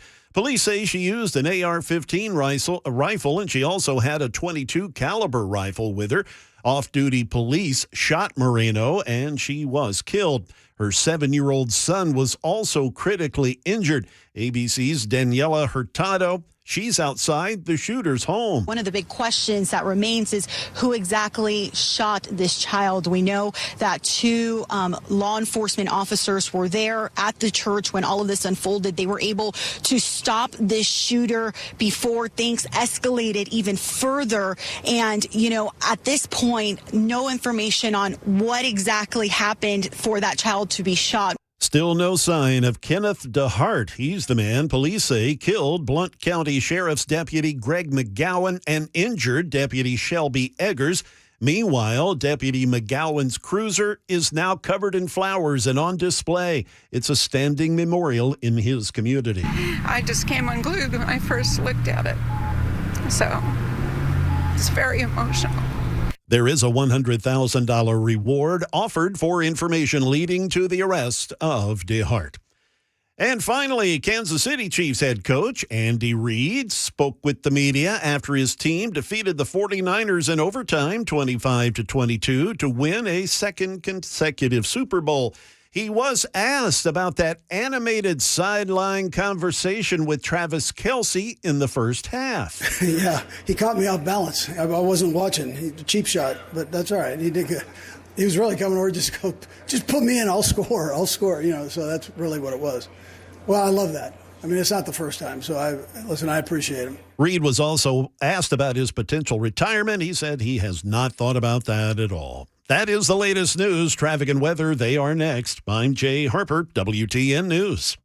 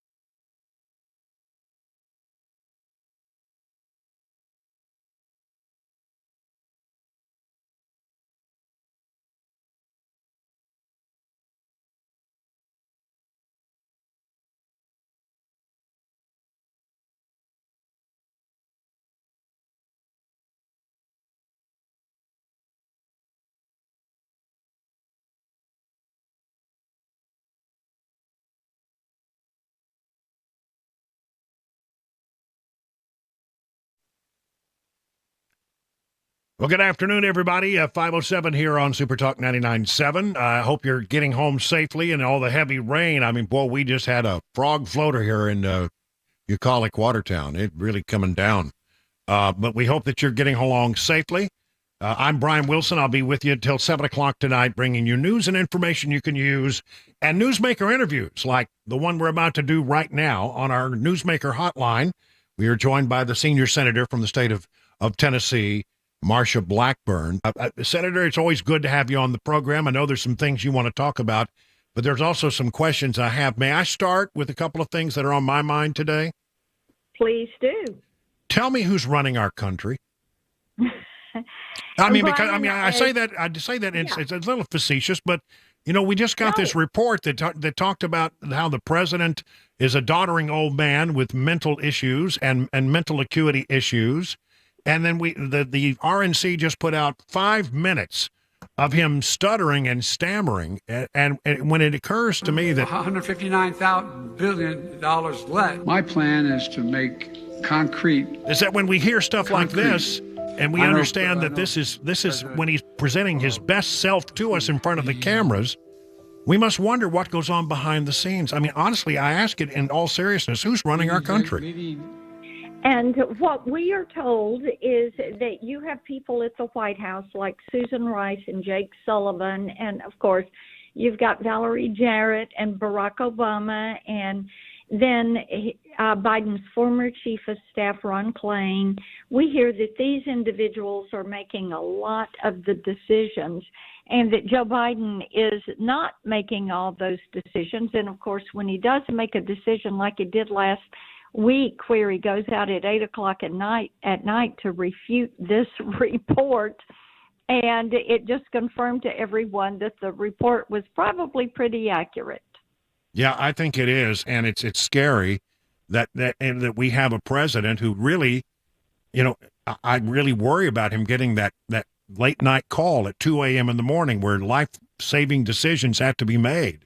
Life or death decisions, and I don't think he's up to it, and it really concerns me. But anyway, I just thought I'd ask if you knew the answer. Yeah. It's a question on everybody's mind.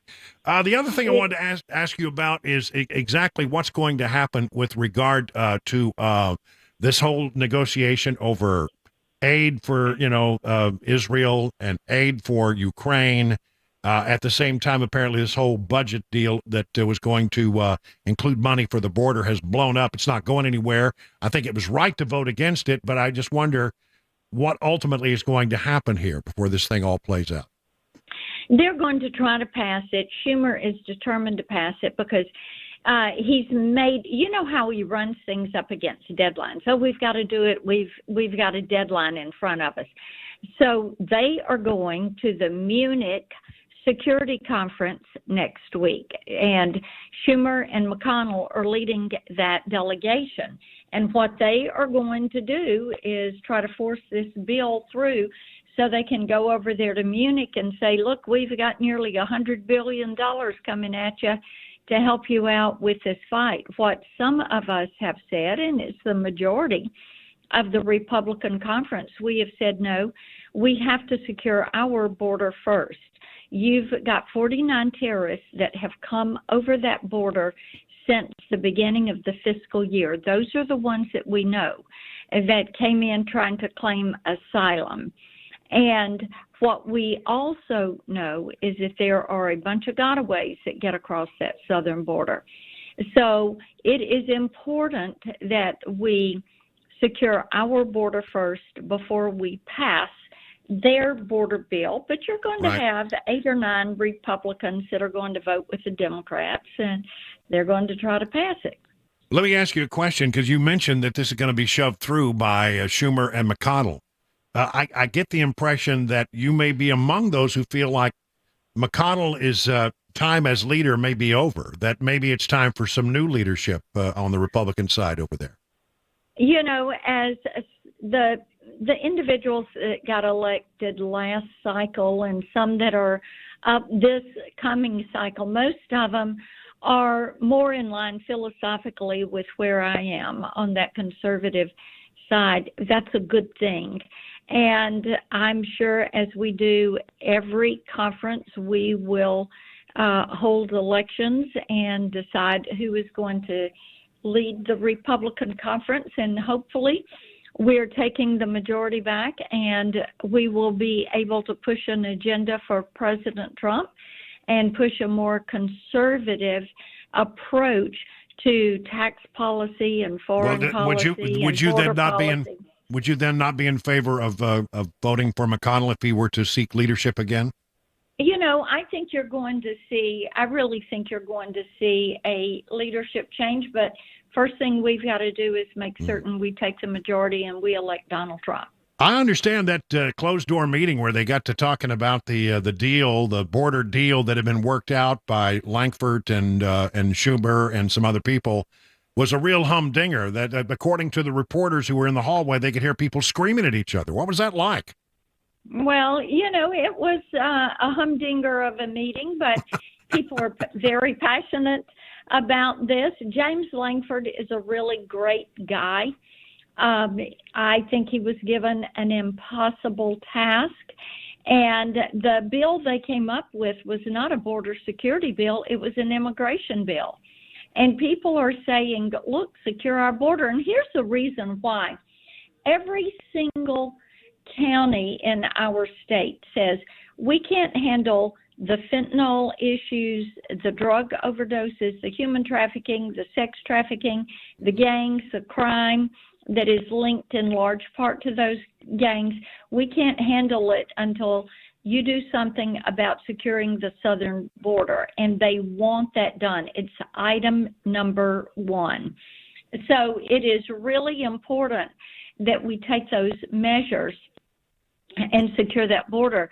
And Brian, people are saying our country needs to be protected. Let's do our border before we talk about Ukraine's or Israel's or Taiwan. Yeah. Yeah, I agree with that. Okay. Word came out today that there was a Hamas tunnel right underneath a major UN agency located inside Gaza. And it's like the Israelis have exposed it. They've taken people in. There are pictures available of all this. And it's you ask the UN people, how could this possibly happen? They said, we had no idea. We had no idea that Hamas had a tunnel underneath our building.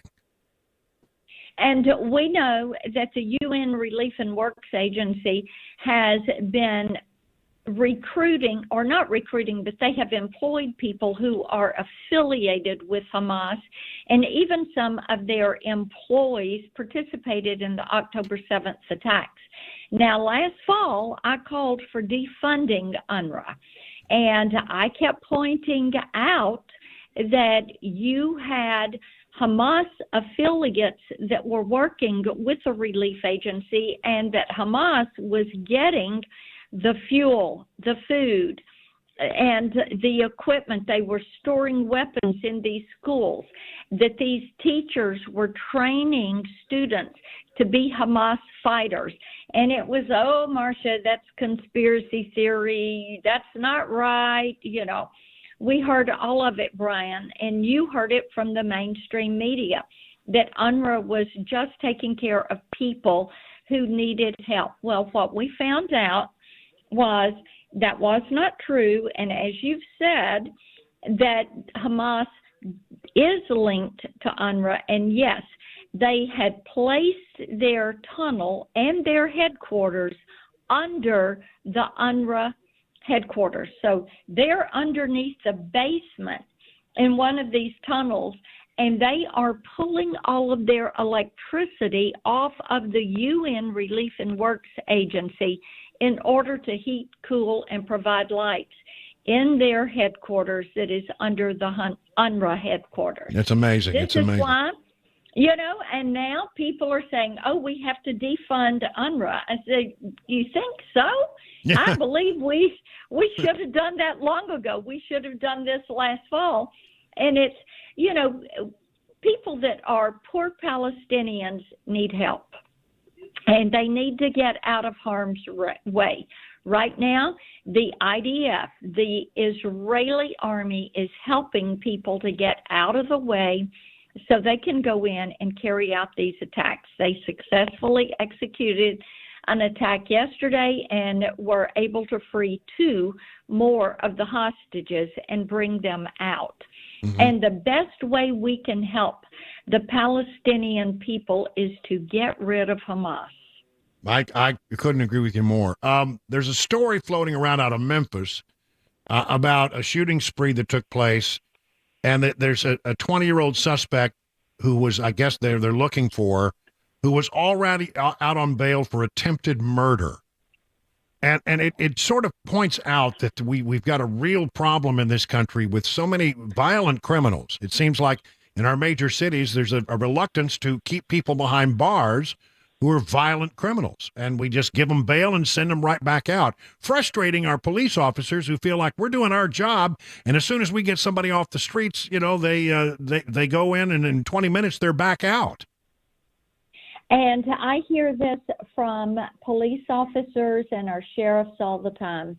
And the situation in Memphis is that this individual, believe it or not, he was in on first-degree murder, and he had been placed in he had been released on bail, and the bail was $100,000 for that crime of murder. And then he gets out, he goes out, and he goes on this shooting spree. And people in Shelby County and Memphis are so concerned about this. They had last year 398 homicides in Memphis. And this year so far, they have had 25. And they are ahead of where they were this time last year. They had 21 this time last year. And I know the mayor is working on this. I know that people in Memphis and Shelby County, I've talked to so many of them, they are so concerned about this. And they do not want these DAs that are leftist leaning, that believe in, you know, these criminals ought to have these rights, and you shouldn't keep them incarcerated. And if you've got somebody that's in for murder, you might want to keep them.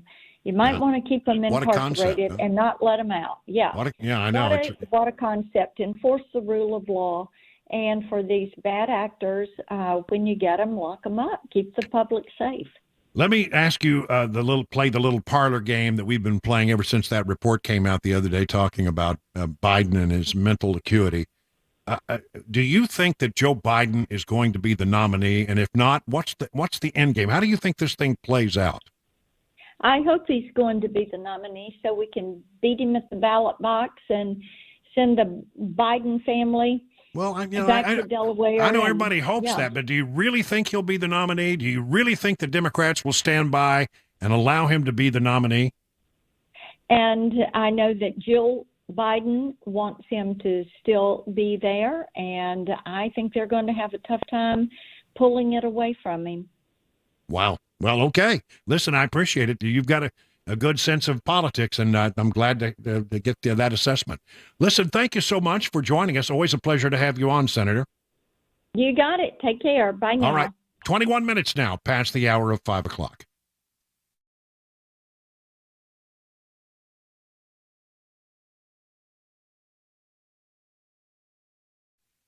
So how many times have you heard someone describe something as being the gold standard? When it comes to finding an investment that protects you from runaway inflation, gold is the gold standard. It's a tried and true store of value consistent across generations. Maybe you've thought about adding gold or other precious metals to your portfolio, but you don't feel like you have the knowledge you need to make a smart decision. I mean, that's the way I felt.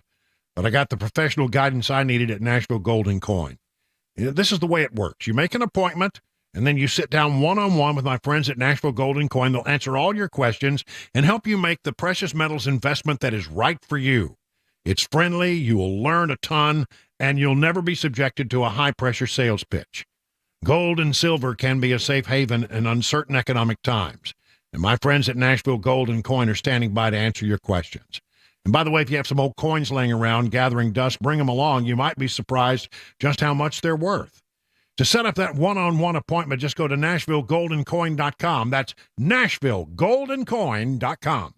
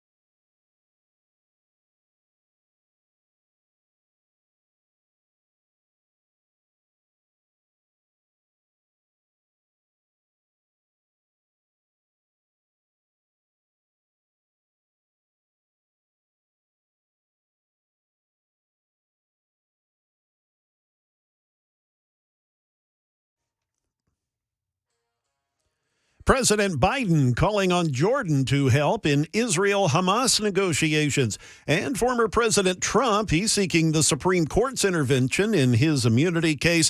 And finally, a second person's been arrested in connection to that deadly shooting at a Nashville school parking lot last week. We'll have those stories coming up at 5:30 on Super Talk 99.7 WTN.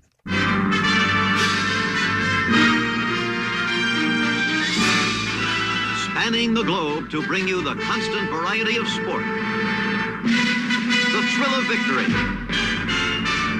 and the agony of defeat. It's time for Mac Morey's wild world of sports. And here, without further ado, because we got lots to talk about, is Mac Morey, who's not in studio, but still going to bless us with his presence. He's calling in on the phone because I don't know, Mac. I think it's one of the important things you need to know as a broadcaster is how to power through a hangover. So, I mean, honestly, I'm a little disappointed you're not here, but go ahead and give us your assessment of yesterday's win by the Kansas City Chiefs. Here we go. That's exactly right. You know, it's much easier to power through, Brian, when it's a victory rather than when it's a loss. It's much easier to do it that way. So, no, I'm feeling awesome, Brian. You know, I mean, just another incredible performance by Patrick Mahomes. It just seems like he's becoming more and more inevitable. You know, if he were to retire today, I was thinking about it today, if he were to retire today and say, you know what, I'm going to hang it up, whatever, he'd be no worse than probably the third greatest quarterback of all time. Like, that would be like the worst you could really say it. Like, he's got the resume, he's got the wins, and what he did last night in the fourth quarter and overtime, 190 yards, 16 for 22, 14 first downs, and a touchdown pass to win the game. It was incredible. Yeah, it was. It was a pretty boring game, up until the last quarter and then the overtime. And it seemed like both teams were pretty evenly matched there. Took a long time for Kansas City to sort of get its game together and figure out how to put together a winning drive, because the 49ers were tough. There's no doubt about it. They were pretty equally matched, wouldn't you say? Yeah, I felt the same way. It felt like kind of, we talked about kind of a defensive grinded-out game. It kind of felt like that for a large part of the game until maybe later in the fourth quarter some scores started to flow.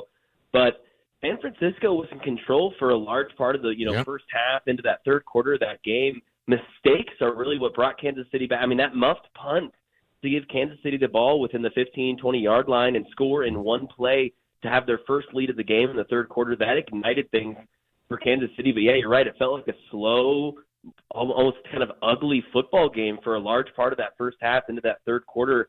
Then things just really started to click. But yeah, both teams were ready for what either offense had planned. Both offenses wanted to run the football. Chiefs did a good job at stopping McCaffrey for the most part, and Pacheco couldn't really get anything going. Patrick Mahomes was the Chiefs' leading rusher on the ground, so that's really what it was. Yeah, let me ask you, though, about that moment, because to me it was really ugly, where Travis Kelce sort of body-checked Andy Reid and was screaming at him on the sidelines. I mean, I was just saying earlier, nobody else in America could do that in front of everybody and still have a job the next day. I noticed when they were on the podium and they had the Lombardi trophy and all of that Andy Reid was like not interacting with Kelce at all. In fact, at times had his back turned to him. What's going on there, and what do you think that was all about? Yeah, Travis Kelce, man, he's a passionate dude, and that's great. You love to see that, but you've got to be able to hone that in and output that emotion in a different way, in a more productive way. And seeing that was really upsetting. Definitely made me mad, because I love Travis Kelce. It's one of my favorite athletes, and you just can't do that to the head coach. You can't do that to anyone in authority. You can't do that as a good, well-respected leader and a teammate. So it was sad to see that in that moment. I'm sure the relationship's not damaged by it, and I'm sure they talked about it after the game, and Travis apologized. But we've seen those sorts of outbursts from him in the past. I mean, even just this season, him throwing his helmet on the sideline at a bad point in the game in the regular season. We've seen him have these outbursts, and it's something that, you'd love to see him work on. And I hope he comments on it. I'm sure he will. They're releasing their podcast tomorrow, and I'm sure Jason will ask him about that. Well, I know it was a big victory for you, and you were very happy to see your Chiefs do well. But I mean, are they like the Patriots? Really, honestly, the new Patriots? I think that's the beginning. Yeah, this first 6 years of Patrick Mahomes' career is on pace, if not better, than what Tom Brady and those Patriots did in the early 2000s. And we're just at the beginning. By September, Patrick Mahomes will be just 29 years old. He's not even in his 30s yet. He's truly in his prime. He's getting better each year. And, something else, Brian, I know we got to get to news, but something that I noticed, last night Mahomes had those sort of phenom, crazy, out-of-this-world, athletic, huge arm type throws and type plays that we've seen from him, jaw-dropping moments his whole career. But a lot of the game, he was a savant, just as Tom Brady and even, Peyton Manning were in their primes. Let's get these 6 yards here. Let's manage the game. Let's get this first down. Let's move the chains. Let's keep scoring the ball. Let's keep momentum. And he's learned that just in these first 6 years of how to hone that and how to read the defense, how to call an audible when he's supposed to, how to check it down. It was truly remarkable winning this one, because he did it in different ways than he has in the past. All right. Well, listen, enjoy your day off, and we'll see you back here tomorrow, I guess. Absolutely. Can't wait. All right. It's time for the news. Jay Harper filling in. It's 31 minutes past the hour of 5 o'clock.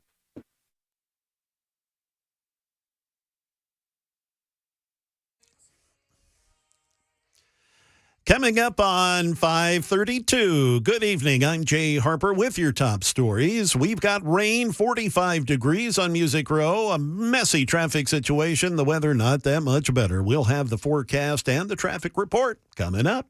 The president, he met with Jordan's king at the White House today, and the main topic is finding a way to end the war between Israel and Hamas. ABC's Andy Field is in Washington. Jordan's King Abdullah joining President Biden, condemning civilian deaths in the Israeli-Hamas war and reminding Palestinians all attacks against innocent civilians, women and children, including those of October 7th, cannot be accepted by any Muslim. Jordan's king and President Biden working on convincing both sides to negotiate a permanent Israeli-Palestinian two-state peace.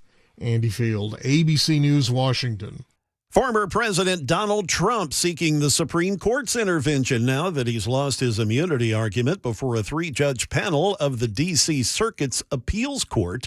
ABC News national correspondent Stephen Portnoy, he's got the latest on that situation. The 51-page filing isn't urging the justices to take up the immunity question now. Instead, Trump's attorneys simply want the high court to prevent the January 6th case from starting up again before the immunity matter is fully resolved. Trump's attorneys say an appeals court panel was wrong to rule against him, and he wants the chance to appeal that decision to either the full D.C. Circuit Court of Appeals or to the Supreme Court. But it's possible that neither court will take the case. The Metro Nashville Police Department arresting a second person in connection to a deadly shooting that left 2 teenagers dead in East Nashville this past Thursday. According to police, 17-year-old Ashton Brown was taken into custody at his Bellevue home last night. The arrest comes after 18-year-old Rico Doss was arrested this past Friday for the murders of 16-year-old Takeo Bills and 17-year-old Jalen McAdams. That all happened in the parking lot at Meg's Magnet School.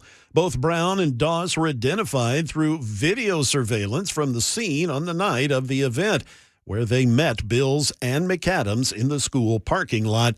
That all according to Nashville police. That is the latest news. We will have traffic and weather next. I'm Jay Harper, WTN News.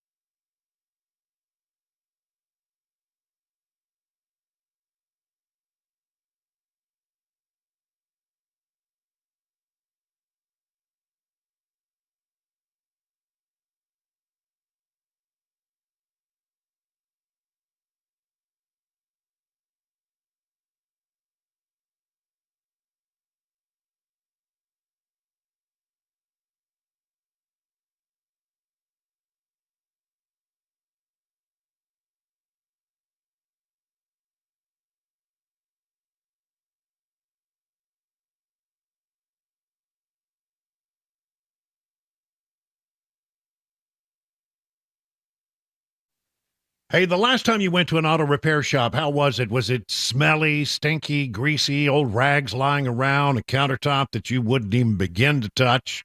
You just get filthy dirty if you did. I mean, another thing that stinks is repair shops that keep your car forever. They're not honest, and they don't call you back when they say they will. Was that your last experience at a vehicle repair shop? Well, listen, if that's the way it went for you, why don't you talk to the folks at Europix? They take the stink out of European auto repair. That's right. And you get a free 15-minute, no-wrench inspection with every estimate at every visit. No high-pressure sales tactics. At Europix, you get a 3-year nationwide warranty and a free loaner car with every repair appointment and never pay dealer prices. Europix now located in Franklin, 100 Oaks, Murfreesboro, Belmead, and their latest location, their newest one in Mount Juliet, right across from the Dairy Queen. Call 844-EUROFIX. That's 844-EUROFIX. or visit myeuropix.com and tell them your friend and radio buddy Brian Wilson sent you.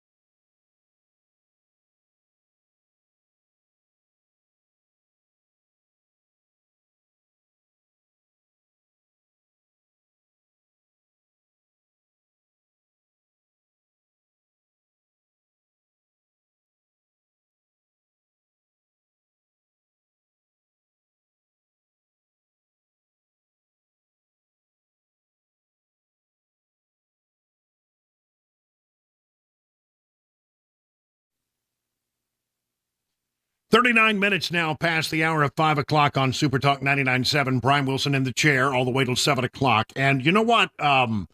We got that report last week that we all focused on the parts about the report from the special counsel Robert Hur, which focused on Biden's, lack of a memory and his mental acuity. And that, that was an important part of the story. But we should not lose sight of the fact that there was a lot of information there about classified documents that were found in other places, like over in Virginia and in Delaware and at the Penn Center, the Biden Center that University of Pennsylvania set up. They were everywhere. And there were even these documents that literally were found. We joked about it. We thought it was sort of a joke, but not really. There were classified documents in the garage right next to the Corvette. Unbelievably. And some of those documents had to do with Ukraine. Why is this important? Follow me here, okay, from thefederalist.com, a really wonderful piece of work here. The Specialized Counsel Report on Joe Biden's unauthorized removal and disclosure of classified documents exposed much more than our president's mental deficits and the breadth of his irresponsible handling of top secret and classified information. The report revealed a close nexus between Hunter Biden's influence peddling and his father's responsibility and access to intel during the elder's term as vice president. On Thursday, Special Counsel Robert Hur released the results of his investigation stemming from the discovery of top secret and classified documents at Biden's D.C.-based Penn Biden Center, his private Delaware home, and his University of Delaware. While the specific details in the recovered documents remain unknown, the nearly 400-page report provided an extensive enough summary of the materials to confirm an overlap in the timing and topics of Joe Biden's vice presidency and Hunter Biden's business enterprises. That's right. The Appendix A of the documents recovered. Many of the top and classified documents concerned Ukraine during the time frame when Hunter Biden acted as an intermediary between Burisma's owner, Mykola Zlochevsky, and the vice president. Recall that Hunter's business partner, Devin Archer, told the House Oversight Committee that in early March 2014, he met Zlochevsky while in Moscow, and soon after he and Hunter and Biden joined Burisma's board, receiving $83,000 a month. Now, this is where it gets interesting. The following month, Hunter Biden sent Archer an email dated April 13, 2014, 1 week before Joe Biden would travel to Ukraine and meet the then Prime Minister, and referring to my guy's upcoming travels.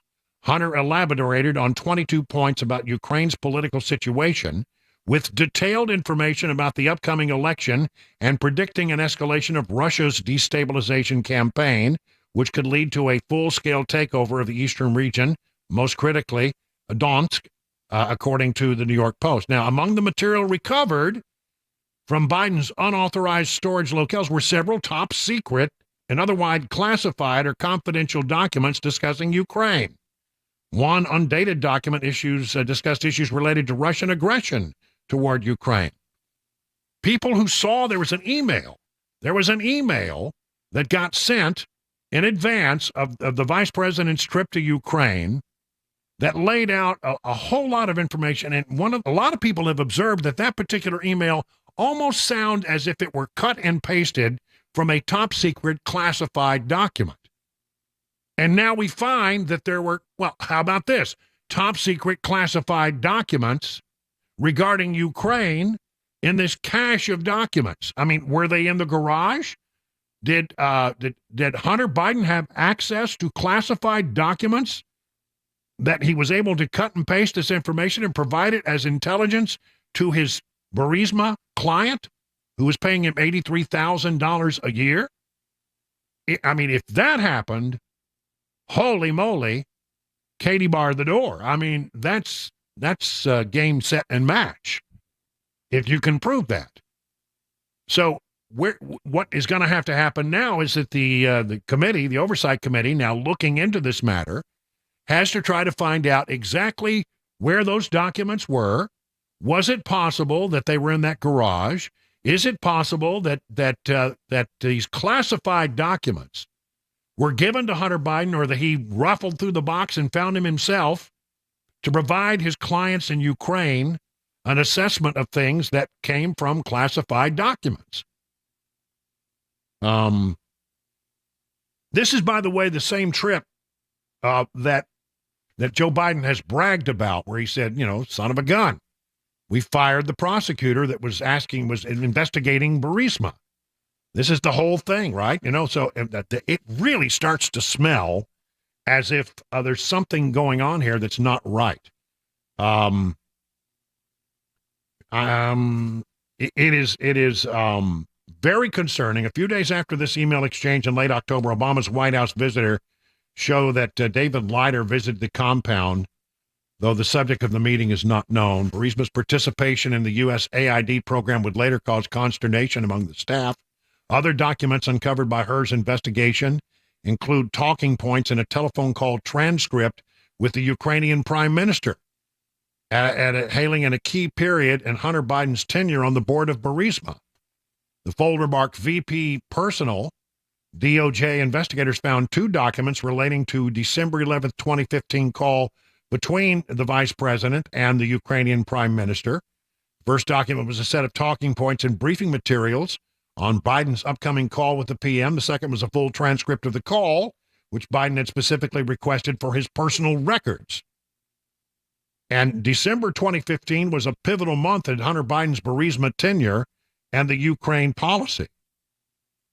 Man, I'm telling you, there is more digging to be done here, and the Oversight Committee is asking the questions that need to be asked. Is it possible that they'll be able to put this all together? I'm telling you, don't lose sight of the fact that although no charges were brought, that this could not come back. This should come back. This could really add to the effort to find enough stuff to bring an impeachment case against the sitting president of the United States. I mean, they're continuing to have these conversations. By the way, later this month, I think it's in a few days, James Biden is going to testify behind closed doors to the Oversight Committee and have to answer some pretty tough questions. And that will be followed at the end of the month. We don't have all the details, but apparently it has been worked out that Hunter Biden will undergo a very difficult round of questions from the Oversight Committee. A sworn deposition in which he cannot lie. If you lie, you're going to jail. You have to be honest. So, the Oversight Committee, we don't hear much from them right now. They don't say much, but there are things going on. And I think this special counsel's report was a gift to them. Now what they have to do is find out exactly what was in there. Can they work with the special counsel to get a classified readout of what documents exactly and which ones were there? Apparently, from the appendix, it was almost as if Robert Hur was sending them a message. You should look into this. You should dig a little deeper into that.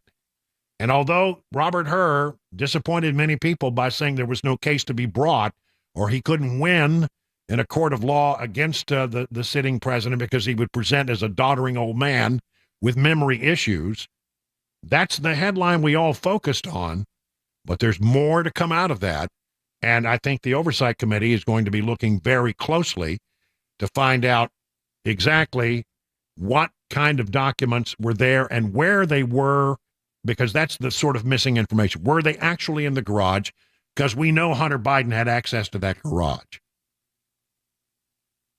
and was it done with a wink and nod? Here, son, here's something that will help you with your new client. If you can prove that classified documents were used to brief Burisma officials through Hunter Biden's briefing of them in emails, if it really was truly, and as many people have said, it seemed almost as if it were cut and paste. If you can do a comparison between those two reports that were found from the classified documents and the email that he sent to his clients, Burisma, it's pretty damning evidence. It's hardcore evidence, actually. So things are still happening behind the scenes in this regard. And although it seems to be going slow and you're not hearing a great deal, don't give up on the Oversight Committee, because I think that very quietly they are making progress in a way that, and I think they know more than they have let on as yet. It's just not time. They haven't put it all quite together yet, and you want to hear from Hunter Biden and you want to hear from James Biden before you complete your investigation. We'll be watching it very closely. It is now 50 minutes past the hour of 5 o'clock on Super Talk 99.7.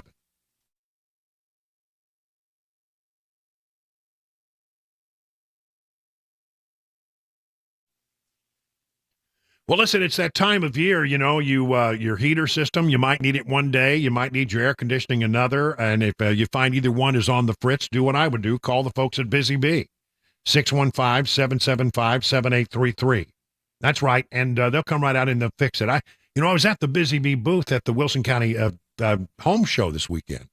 Had a great time visiting with a lot of people and telling them, I really am a customer. I mean, I'm telling you, I have done a lot of business with Busy Bee, and so I can speak to you about the quality of their work. They've installed not one, not two, but 3 different air conditioning systems on my property. They have replaced a hot water heater. They have come to me when I need help on this, that, or the other on short notice. They're really good to respond. They say, well, yeah, sure, Brian, but that's because you do their commercials. They're going to take care of you. No, I get the impression they really do care to take care of your need when you need it.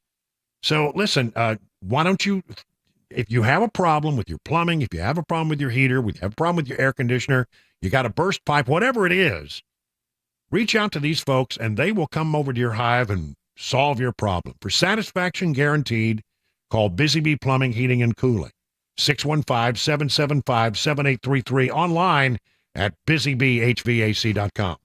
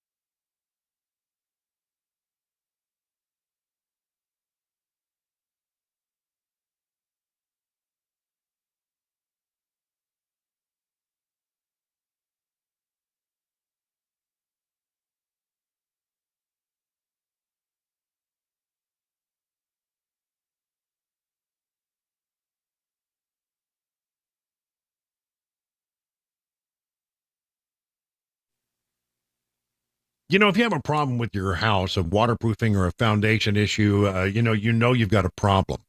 And the question is, who do you call? Because, this is not your area of expertise, and it's worrisome. I get you that. You need peace of mind. Well, the folks at United Structural Systems are the people I would call. They have over 25,000 satisfied residential customers. Let's hear from a few of them, shall we? Jeffrey, the service was A+++. On top of all that, the work they did actually solved my problem. I'm extremely pleased with USS and the whole experience from start to finish. They also didn't try to upsell me on any unneeded services or products. Constance, excellent experience. The entire crew was professional and knowledgeable about their services and put me at ease with the whole process. Gloria said, excellent service and work. Thank you for the respect your guys showed me. They were truly like a breath of fresh air. Listen, they'll come out, they'll give you an assessment of what's going on with your situation. They'll tell you how to fix it. And if you want to go forward, you don't pay a penny till the job is done and you're completely satisfied. At USS, they guarantee their best, serving Middle Tennessee, Southern Kentucky, Western Kentucky, Northern Alabama, online at USSTN.com or call this number, 615-488-7855.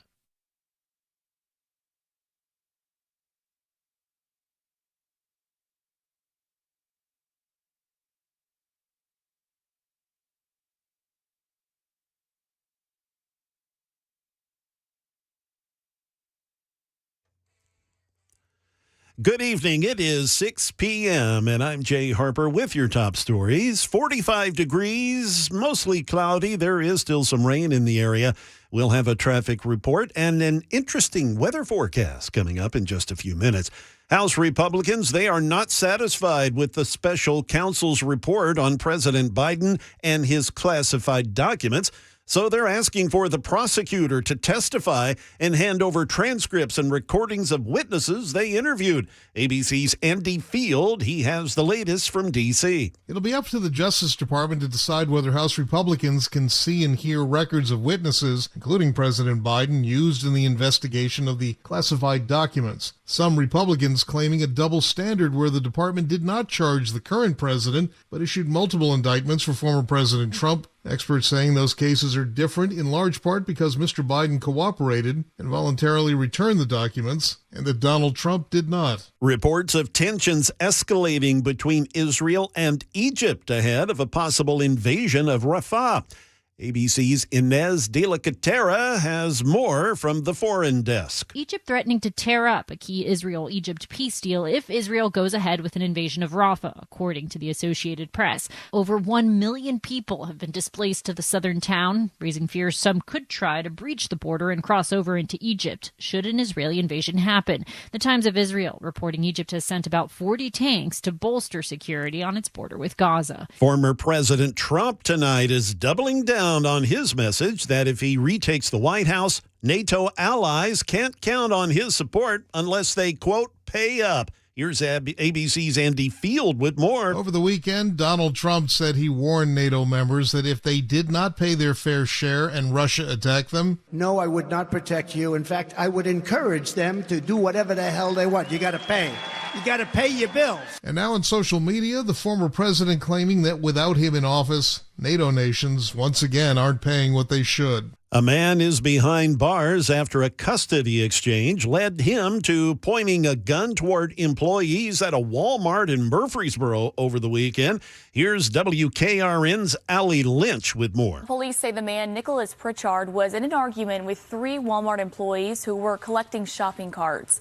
Murfreesboro police responded to the Walmart on Jovi Jackson Parkway. Pritchard was there to meet his ex-wife for a custody exchange of their 2 children. That's when police say he pulled out a handgun and pointed it at the employees. Officers then went to his home and took him into custody. He's now been charged with 3 counts of aggravated assault. That is the latest news. Traffic and weather are next. I'm Jay Harper, WTN News.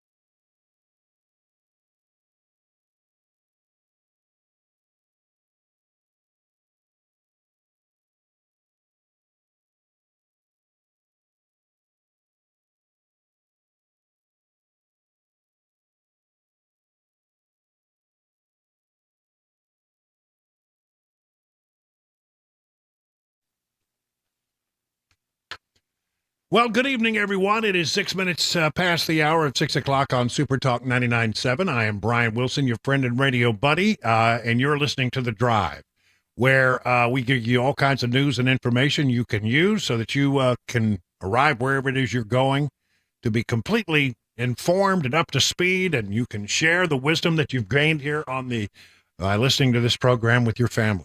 I was just looking at the radar because we just had, a little while ago, we had another gully washer come through here in bucolic Watertown, and it looks like there's sort of like a big clearing area around Nashville right now. To the north, there is a lot of rain, and to the, I guess you would say to the east, a lot of rain, but a big open area, sort of like, we're right in the center of a big, either, let's see, it would be probably be a high or a low. I can't decide which it is. Happy high or a lousy low, one way or the other.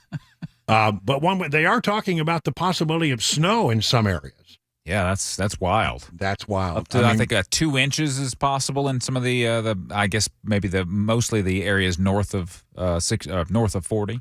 Yeah, I don't think we'll probably get much accumulation. I mean, the ground temperatures are pretty warm. Warm. Right now it's 49 degrees here in Watertown. Yep. So, and what do you got there in Nashville? 49. 49. Yeah, so that's a little too warm for it to stick. It may come down from the upper elevations and be frozen, but by the time it hits the ground, it won't last long, I don't think. Not much to worry about. But still, I think there are people, like in Clarksville right now, and Portland, and Crossville to the east, and I don't know. I'm looking at it's clear from Nashville all the way out to Dixon, it looks like. But there is still rain out there, and be ready for the possibility of at least a flake or two in some areas. That's what they're saying. Got a lot to talk about here. A lot of stuff. I mean, this has been one of those days with an abundance of riches. I've had so much that I could have talked about that I can't quite get through it all. And there's so much important stuff that I feel like I have to sort of focus on that. But let me throw in a couple of stories that I think are interesting from the swamp. Pentagon chief is back in the critical care unit. Did you hear about this? Lloyd Austin, the Secretary of Defense, remember when he went to the hospital the first time and nobody knew he was there? Well, he made sure everybody knew he had to go back this weekend. Again, in the critical care unit for a bladder issue, after transferring his duty to the Deputy Defense Secretary. He's at Walter Reed Military Medical Center, and they're being very upfront about it this time. He underwent a series of tests and evaluations after showing symptoms suggesting an emergent bladder issue. Earlier in the day, the hospital doctor said in a statement he was later admitted into the critical care unit for supportive care and close monitoring. They did not have an estimate on how long Austin will remain in the Bethesda Medical Hospital. But he at least has transferred, and everybody knows where he is, which is a big improvement over the last time something went like that. I don't know long-term prognosis here. I don't know because they still don't give us enough information to make, and I understand the man wants some privacy about, if I were talking about my prostate and my bladder, I'd want some privacy too. But, you just can't go off to the hospital and be gone for a week without not telling everybody where you are. And so at least that has been rectified. He wouldn't dare try to do it again. House GOP is eyeing a redo on Mayorkas impeachment. Remember, that was an embarrassing vote last week, 215 to 215, and it was a tie. And they didn't think they were going to have a tie. They thought they were going to win by one vote. But then Al Green of Texas, a Democrat, showed up. They rolled him in a wheelchair to cast his ballot, and nobody was expecting them to do that. So there was a tie, and at the last minute, I need to explain this. I was talking to some folks this weekend when I was at Busy Bees, out there at their thing at the Wilson County Home Show, and people were asking me about this. And I apparently a lot of people missed out. There's a lot of anger toward one congressman who switched his vote at the last minute to make it 214 to 216, and that meant that the impeachment articles did not go forward. The reason that person switched his vote was it was a parliamentary maneuver, sort of a process maneuver, because you can't ask for something to be reconsidered if you voted for it, only if you voted against it. So he changed his vote so he could leave open the option of bringing that piece of legislation back up. Now comes word that they're ready to try again. The House is slated to hold another vote on impeaching Mayorkas on Tuesday. That's tomorrow, which Republicans expect will be successful, as the change is that Majority Leader Steve Scalise has returned to the Capitol following cancer treatment.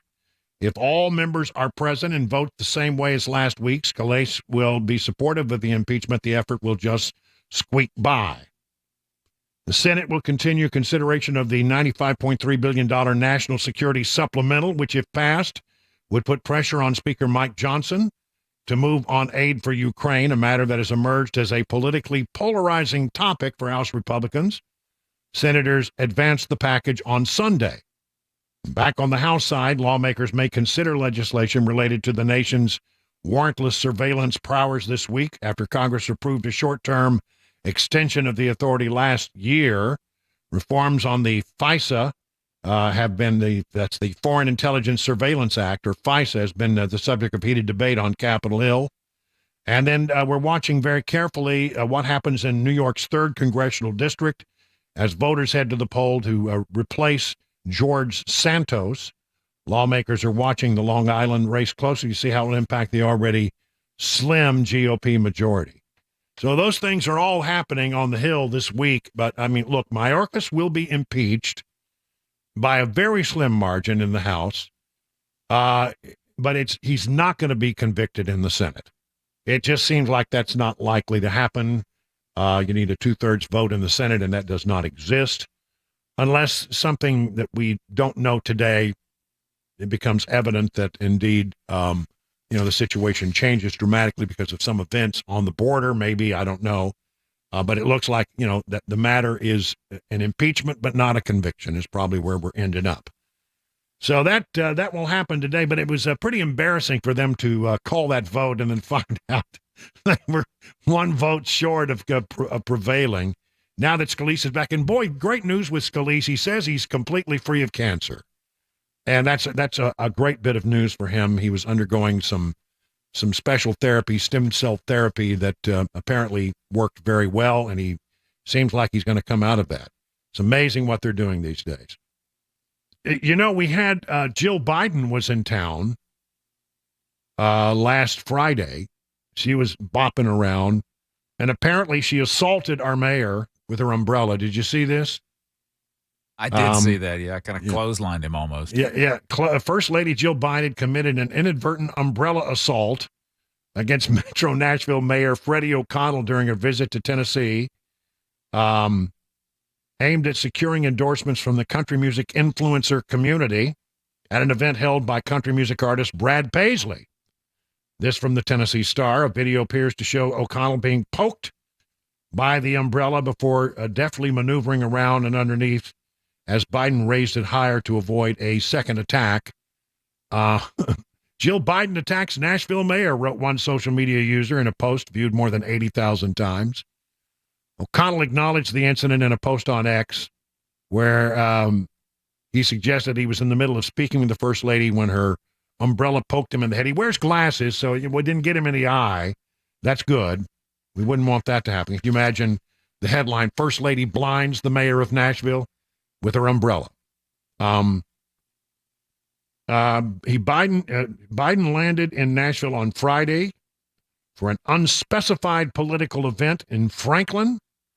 It was reported Biden traveled to Nashville to attend an event for country music influencers at Brad Paisley's home, which the Tennessee Lookout originally reported was aimed at securing potential endorsements of President Joe Biden. Paisley and the First Lady previously promoted COVID-19 vaccines together in 2021. And more recently, Paisley performed for the Biden family at a bipartisan audience gathered at the East Wing in early 2023. During that concert, Paisley reportedly modified the lyrics for one of his songs to include a reference to the Ukrainian flag, which the Guardian claimed elicited fierce applause from Joe Biden. Paisley also performed a pro-Ukrainian song that includes the voice of Ukrainian President Volodymyr Zelensky in its studio release. The news that the Biden family may be actively seeking endorsements from country music artists comes amid speculation that Taylor Swift intends to endorse the Democrat incumbent prior to the November elections. To my knowledge, she was not there. She was in Tokyo, and she flew in for the Super Bowl, so she did not make a swing by, as they say. This was very much on the hunt. Now, initially, when they said she was coming, there was a report that said she was going to do a media availability. But then that report came out that raised all kinds of questions about Joe Biden's mental acuity, and she knew that if she had a media availability, that'd be all that anybody would ask about. So all of a sudden, it was a closed private event, and there were no cameras allowed.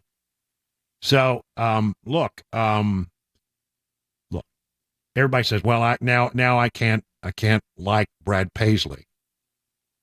Look, I don't know what to tell you about this. If you are watching on Super Talk TV, you will see behind me a painting that my wife had done, because my wife asked me one day, who are your 3 favorite pickers in Nashville? I said, well, number 1, it's got to be my buddy Ricky Skaggs. I love Ricky Skaggs. And then I said, and I love Brad Paisley's picking. I think he's amazing. He truly is amazing. He's a very gifted performer. There's no doubt about it. And then when it comes to picking, it's hard to find anybody who's better than Vince Gill.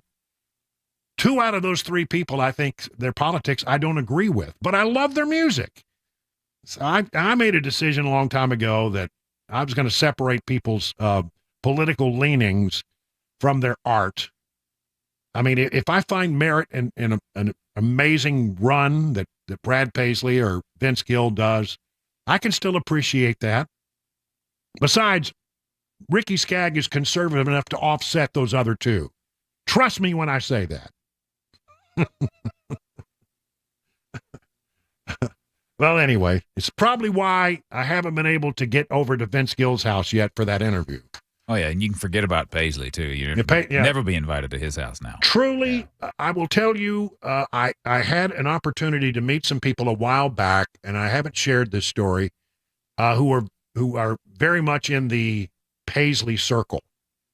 And they've been talking for some time, because I don't think all the people who work around Brad Paisley agree with his politics, which that's all right. I understand that.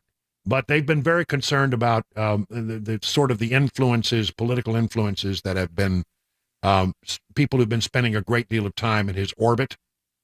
And, they've been very concerned about it. But, a man's entitled to have the opinions that he wants to have. I have mine.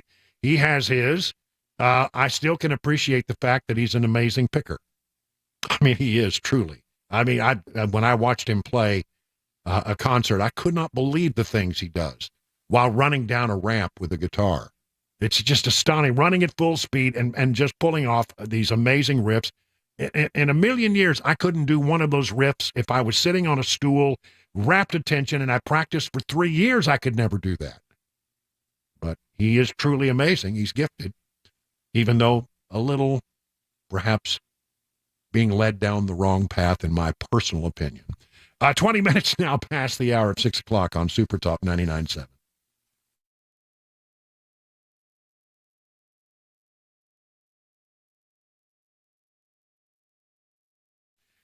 Listen, let me tell you, the folks over at DT McCall's, they're good people. They've been around for more than 100 years in this area, selling appliances and furniture, just about anything that you might want for your house. And I'm telling you, if you want it, they got it. Have you ever been to a DT McCall stores? You really should look up the one that's nearest to you and take a drop by, because you'll be really surprised at all the different kinds of things they have on display. And some of these stores are just cavernous. They truly are. You just keep going around corners and you say, well, I think I've seen it all. And then you find out, well, there's a whole nother room I didn't know anything about. You just keep going and going and going. It's an adventure is what it is. Whenever possible, they sell products that are made and manufactured in Middle Tennessee. And, that's a good idea, because what they're trying to do is keep the dollars local. England furniture, not made in England at all, made right here in Middle Tennessee. They got a Lazy Boy items that are made there. They got a mattress made in Middle Tennessee. I'm telling you, that mattress is a good mattress, and you're not going to find one better. I have one. I love it, and you will love yours. 5 convenient locations. Just go to the website, dtmccalls.com.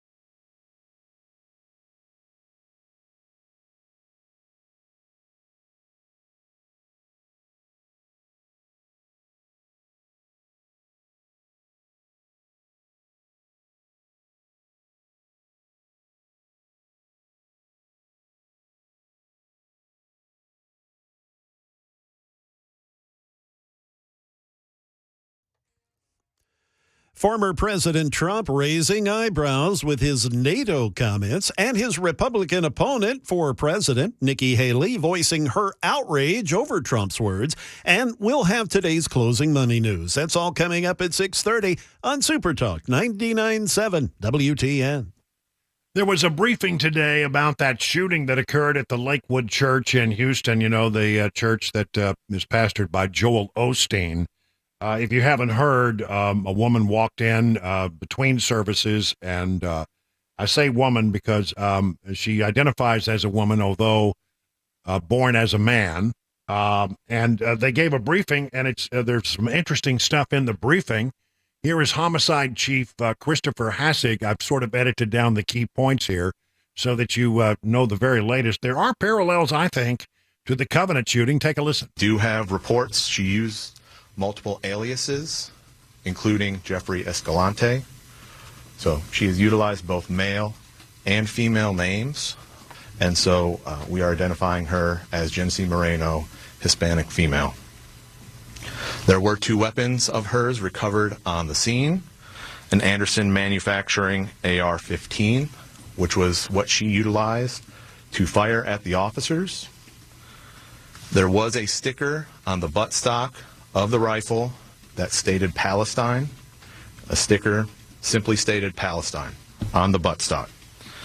Also within the possession of her, near her, what she brought in, according to video, and she had in a bag, was a .22 caliber rifle by Blue Line Solutions. We have uncovered some items. We do have some anti-Semitic writings that we have uncovered during this process. But we do want to stress that she acted alone. We do believe this was what we term a lone wolf, lone suspect situation. We do have some facts that she was put under an emergency detention order by Houston police officers, we believe in 2016. We do believe that she does have a mental health history that is documented through us and through interviews with family members. I mentioned anti-Semitic writing. We do believe that there was a familial dispute that has taken place between her ex-husband and her ex-husband's family, and some of those individuals are Jewish. So we believe that might possibly be where all of this stems from. I mean, already, this is one of those cases where there's not going to be a trial because the suspect is dead. That is, they're trying to figure out what motivated the individual. Already, we know more about the Houston shooter than we knew about the Covenant shooter. In both of these cases, there was a transgender element. I mean, at the Covenant, it was a woman who identified as a man. Sometimes she went by Audrey. Sometimes she went by Aiden. Then in this situation, it was a man who transitioned and became a woman. We know that the issue in Houston involved an individual who had apparently come under the attention of the police at one point or another, and there were some concerns about her mental stability. But again, why is it that we're getting so much information here in Houston, where they recognize the interest of the public to know exactly what was going on, and we still are struggling to get the same level of information out of the police department here over the Covenant shooting, which has been, some time ago now, but there's a great deal of litigation involved, and the lawyers are involved, and the thing is being strung out. I mean, there's not going to be a trial. There's a real need to know this stuff. We want to know what the motivations were. And there's a lot that we don't know about the shooter and her writing at the Covenant school. So listen, in at least in the case in Houston, 2 off-duty police officers, I think this is very common in churches around the country today. I know I know that churches that I've gone to, it's been said very clearly, we got people that are packing. Don't worry. Something happens, we got people who can take care of it. And I think that is, unfortunately what we've come to in America is that there are people, it's the thing they do. They protect their church. And we know that this 2 off-duty police officers responded within seconds of the breach, that when the firing started out in the hallways, the individual never made it to the actual sanctuary. But the whole thing was over in a matter of seconds. Sadly, there was a 7-year-old child, apparently her child. I don't know all the details, but apparently shot in the head and is in very serious condition. One person who was just an innocent standby got shot in the leg, but that person going to be okay. Great work by the police officers there in Houston. It is now 30 minutes past the hour of 6 o'clock on Super Talk 99.7.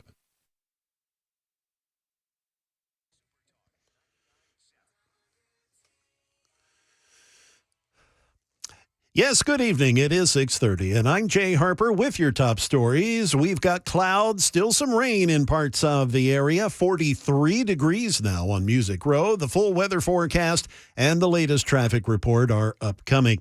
Former President Trump doubling down on his message that if he takes the White House, NATO allies can't count on his support unless they, quote, pay up. Here's Andy Field from ABC with the latest. Over the weekend, Donald Trump said he warned NATO members that if they did not pay their fair share and Russia attacked them, No, I would not protect you. In fact, I would encourage them to do whatever the hell they want. You got to pay. You got to pay your bills. And now on social media, the former president claiming that without him in office, NATO nations once again aren't paying what they should. Republican presidential candidate Nikki Haley not happy with those comments from the former president. Speaking to reporters at a campaign stop in Elgin, South Carolina, that's just outside Columbia, Haley said the former president's comments show that support for President Putin's invasion of Ukraine must be on the former president's mind. Donald Trump is taking the side of a thug who invaded a pro-American, freedom-loving country. And he's going to take that side over a friend? The South Carolina Republican primary is February 24th. Daria Albinger now has our closing money news report. From ABC News, Wall Street now. Stocks closed mixed to start the week. The Dow set a new record, closing up 126 points. The Nasdaq fell 48. The S&P gave up 5. Investors are looking ahead to two key reports on inflation this week, the Consumer Price Index and the Producer Price Index. Just a quarter of business economists and analysts expect the U.S. to fall into a recession this year. Respondents to the National Association for Business Economics Policy Survey say a downturn would likely result from an external shock, like a conflict involving China, rather than a domestic factor like higher interest rates. For suppliers and retailers, it could be a case of less is more. A number of them are reducing their variety of offerings, focusing instead on what they think sells best. Stu Leonard's, a supermarket chain in the Northeast, now carries 24 types of breakfast cereals. That's down from 49 in 2019. And Coca-Cola's discontinued half of its brands and now just makes 200. That is the latest news. Traffic and weather, they are next. I'm Jay Harper, WTN News.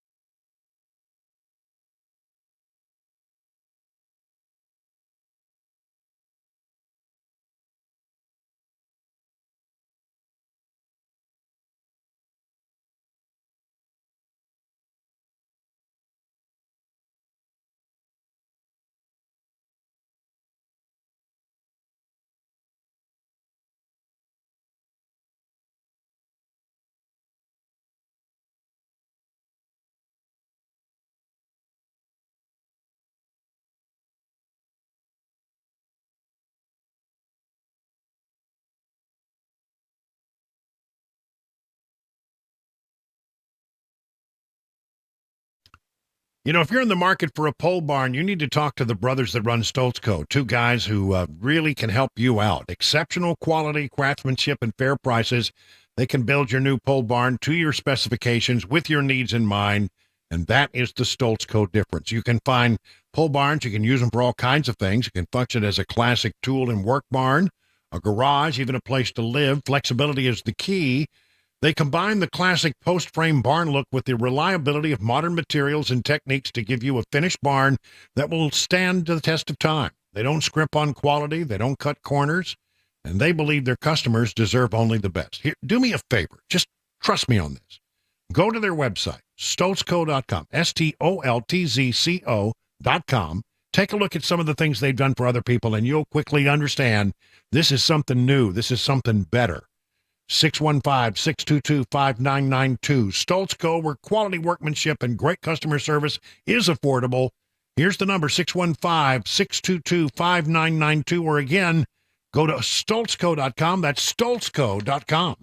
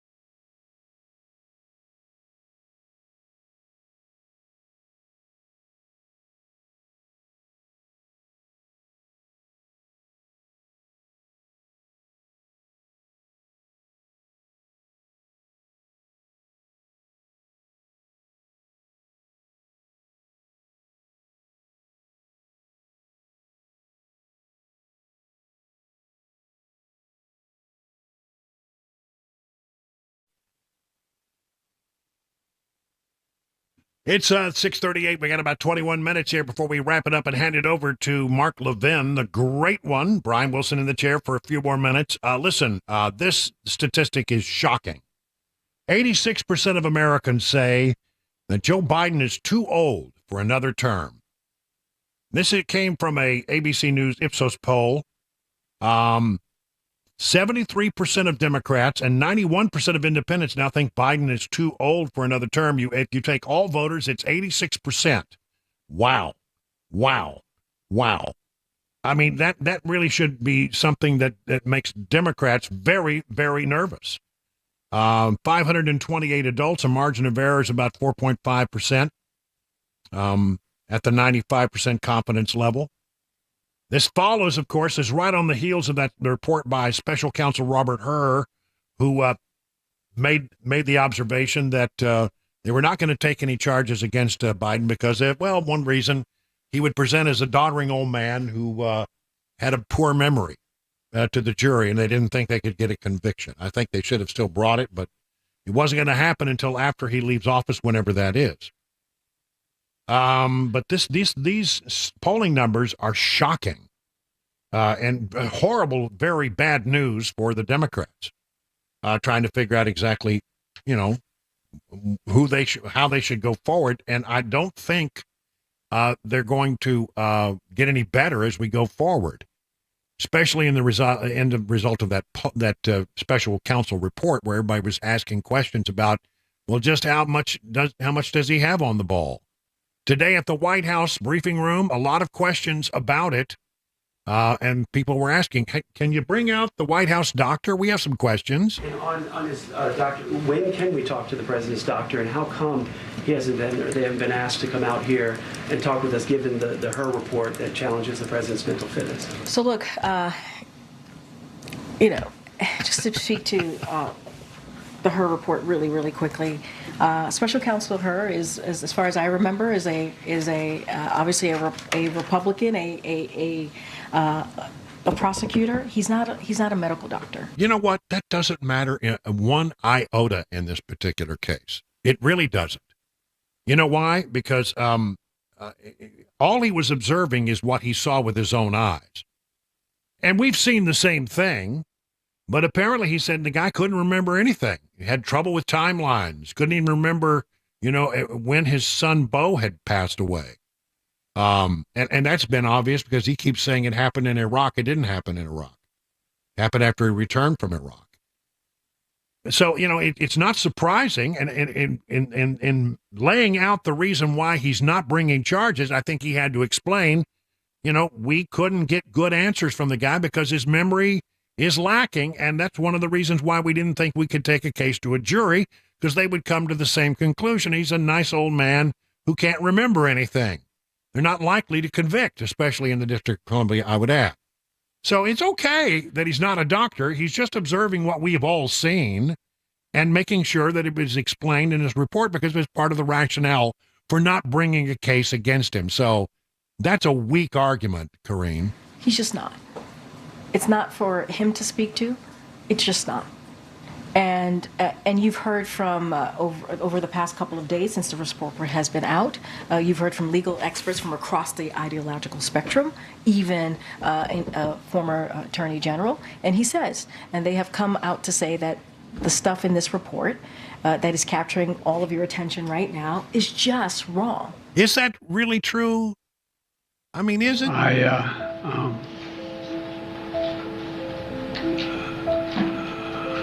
Anyway, and I don't want to, well, maybe choose my words. I was just thinking, anyway, I just, look, I mean,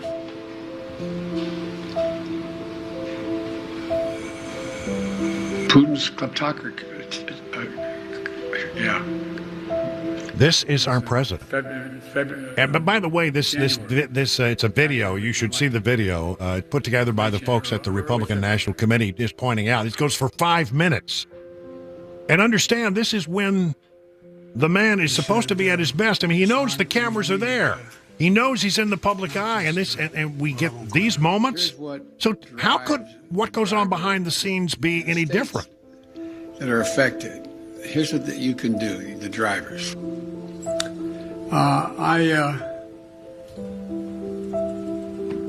For two reasons. One,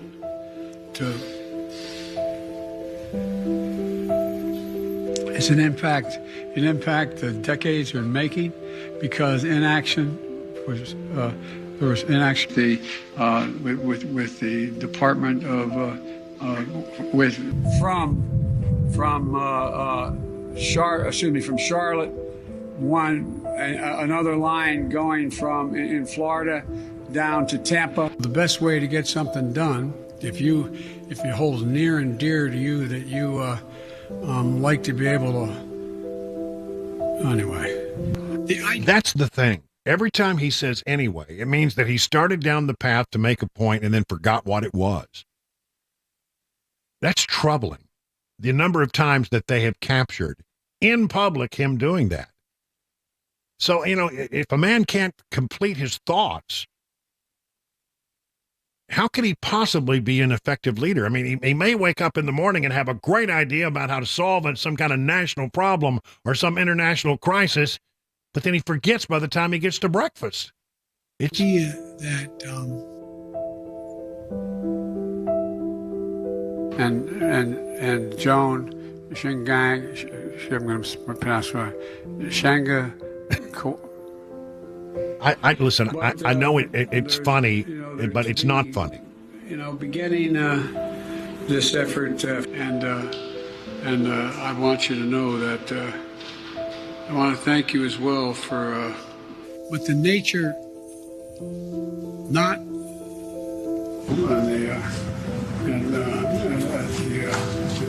I'll go ahead and roll shrine. Oh my gosh, it just gets painful. I can't do this anymore. But I'm really worried about it. I mean, and what's the president concerned about right now?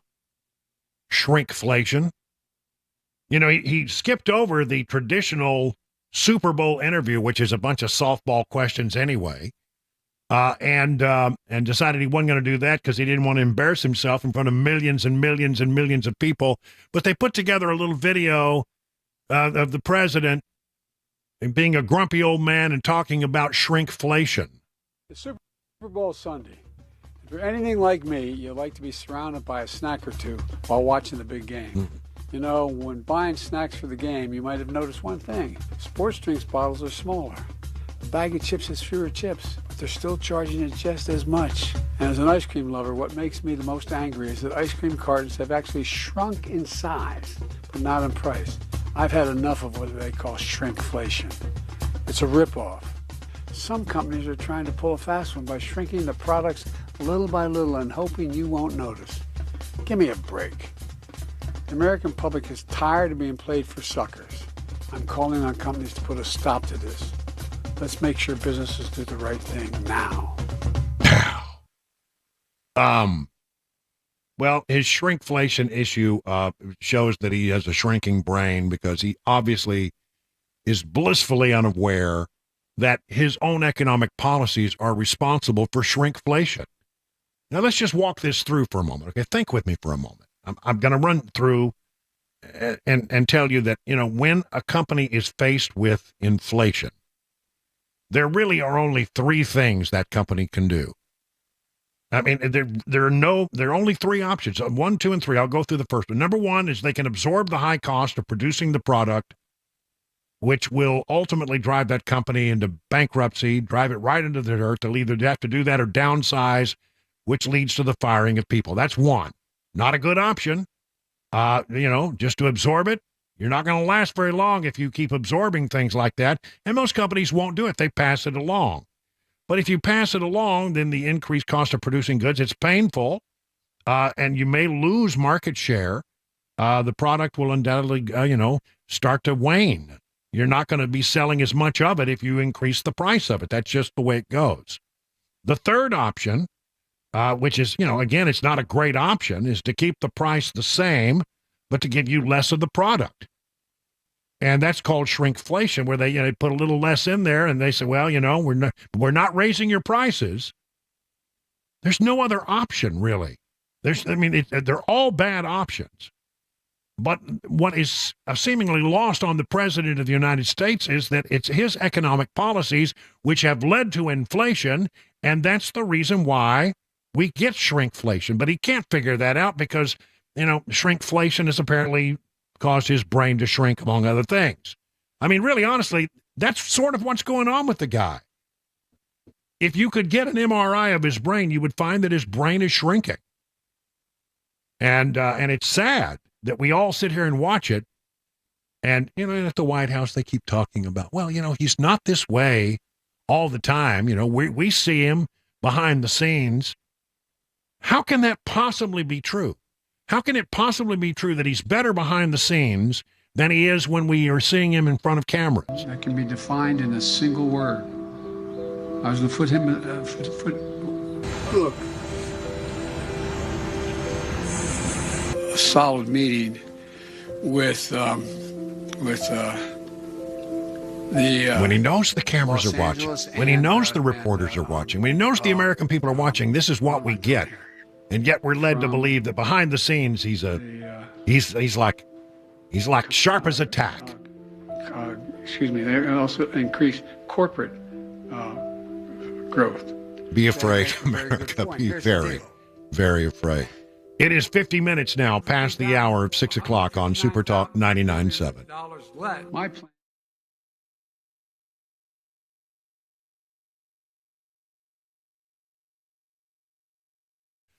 I'm excited because I'm in the middle of my journey to lose weight with the help from the folks at Restoration Wellness Med Spa in Lebanon.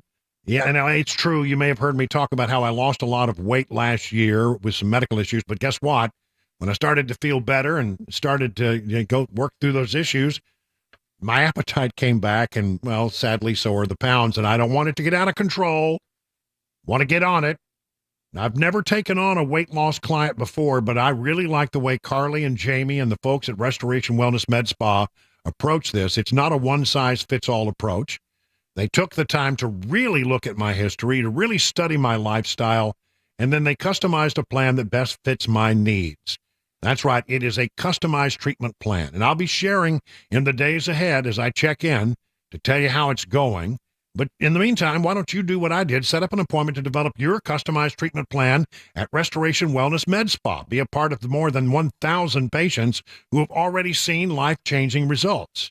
Whether your goal is to lose stubborn body fat or improve your overall health, Restoration Wellness has a solution for you. Take advantage of the newest ideas in weight loss management. Call them, set up an appointment, 615-470-8124. And learn more about the things they can do for you by going to their website, restorationwellnessmedspa.com.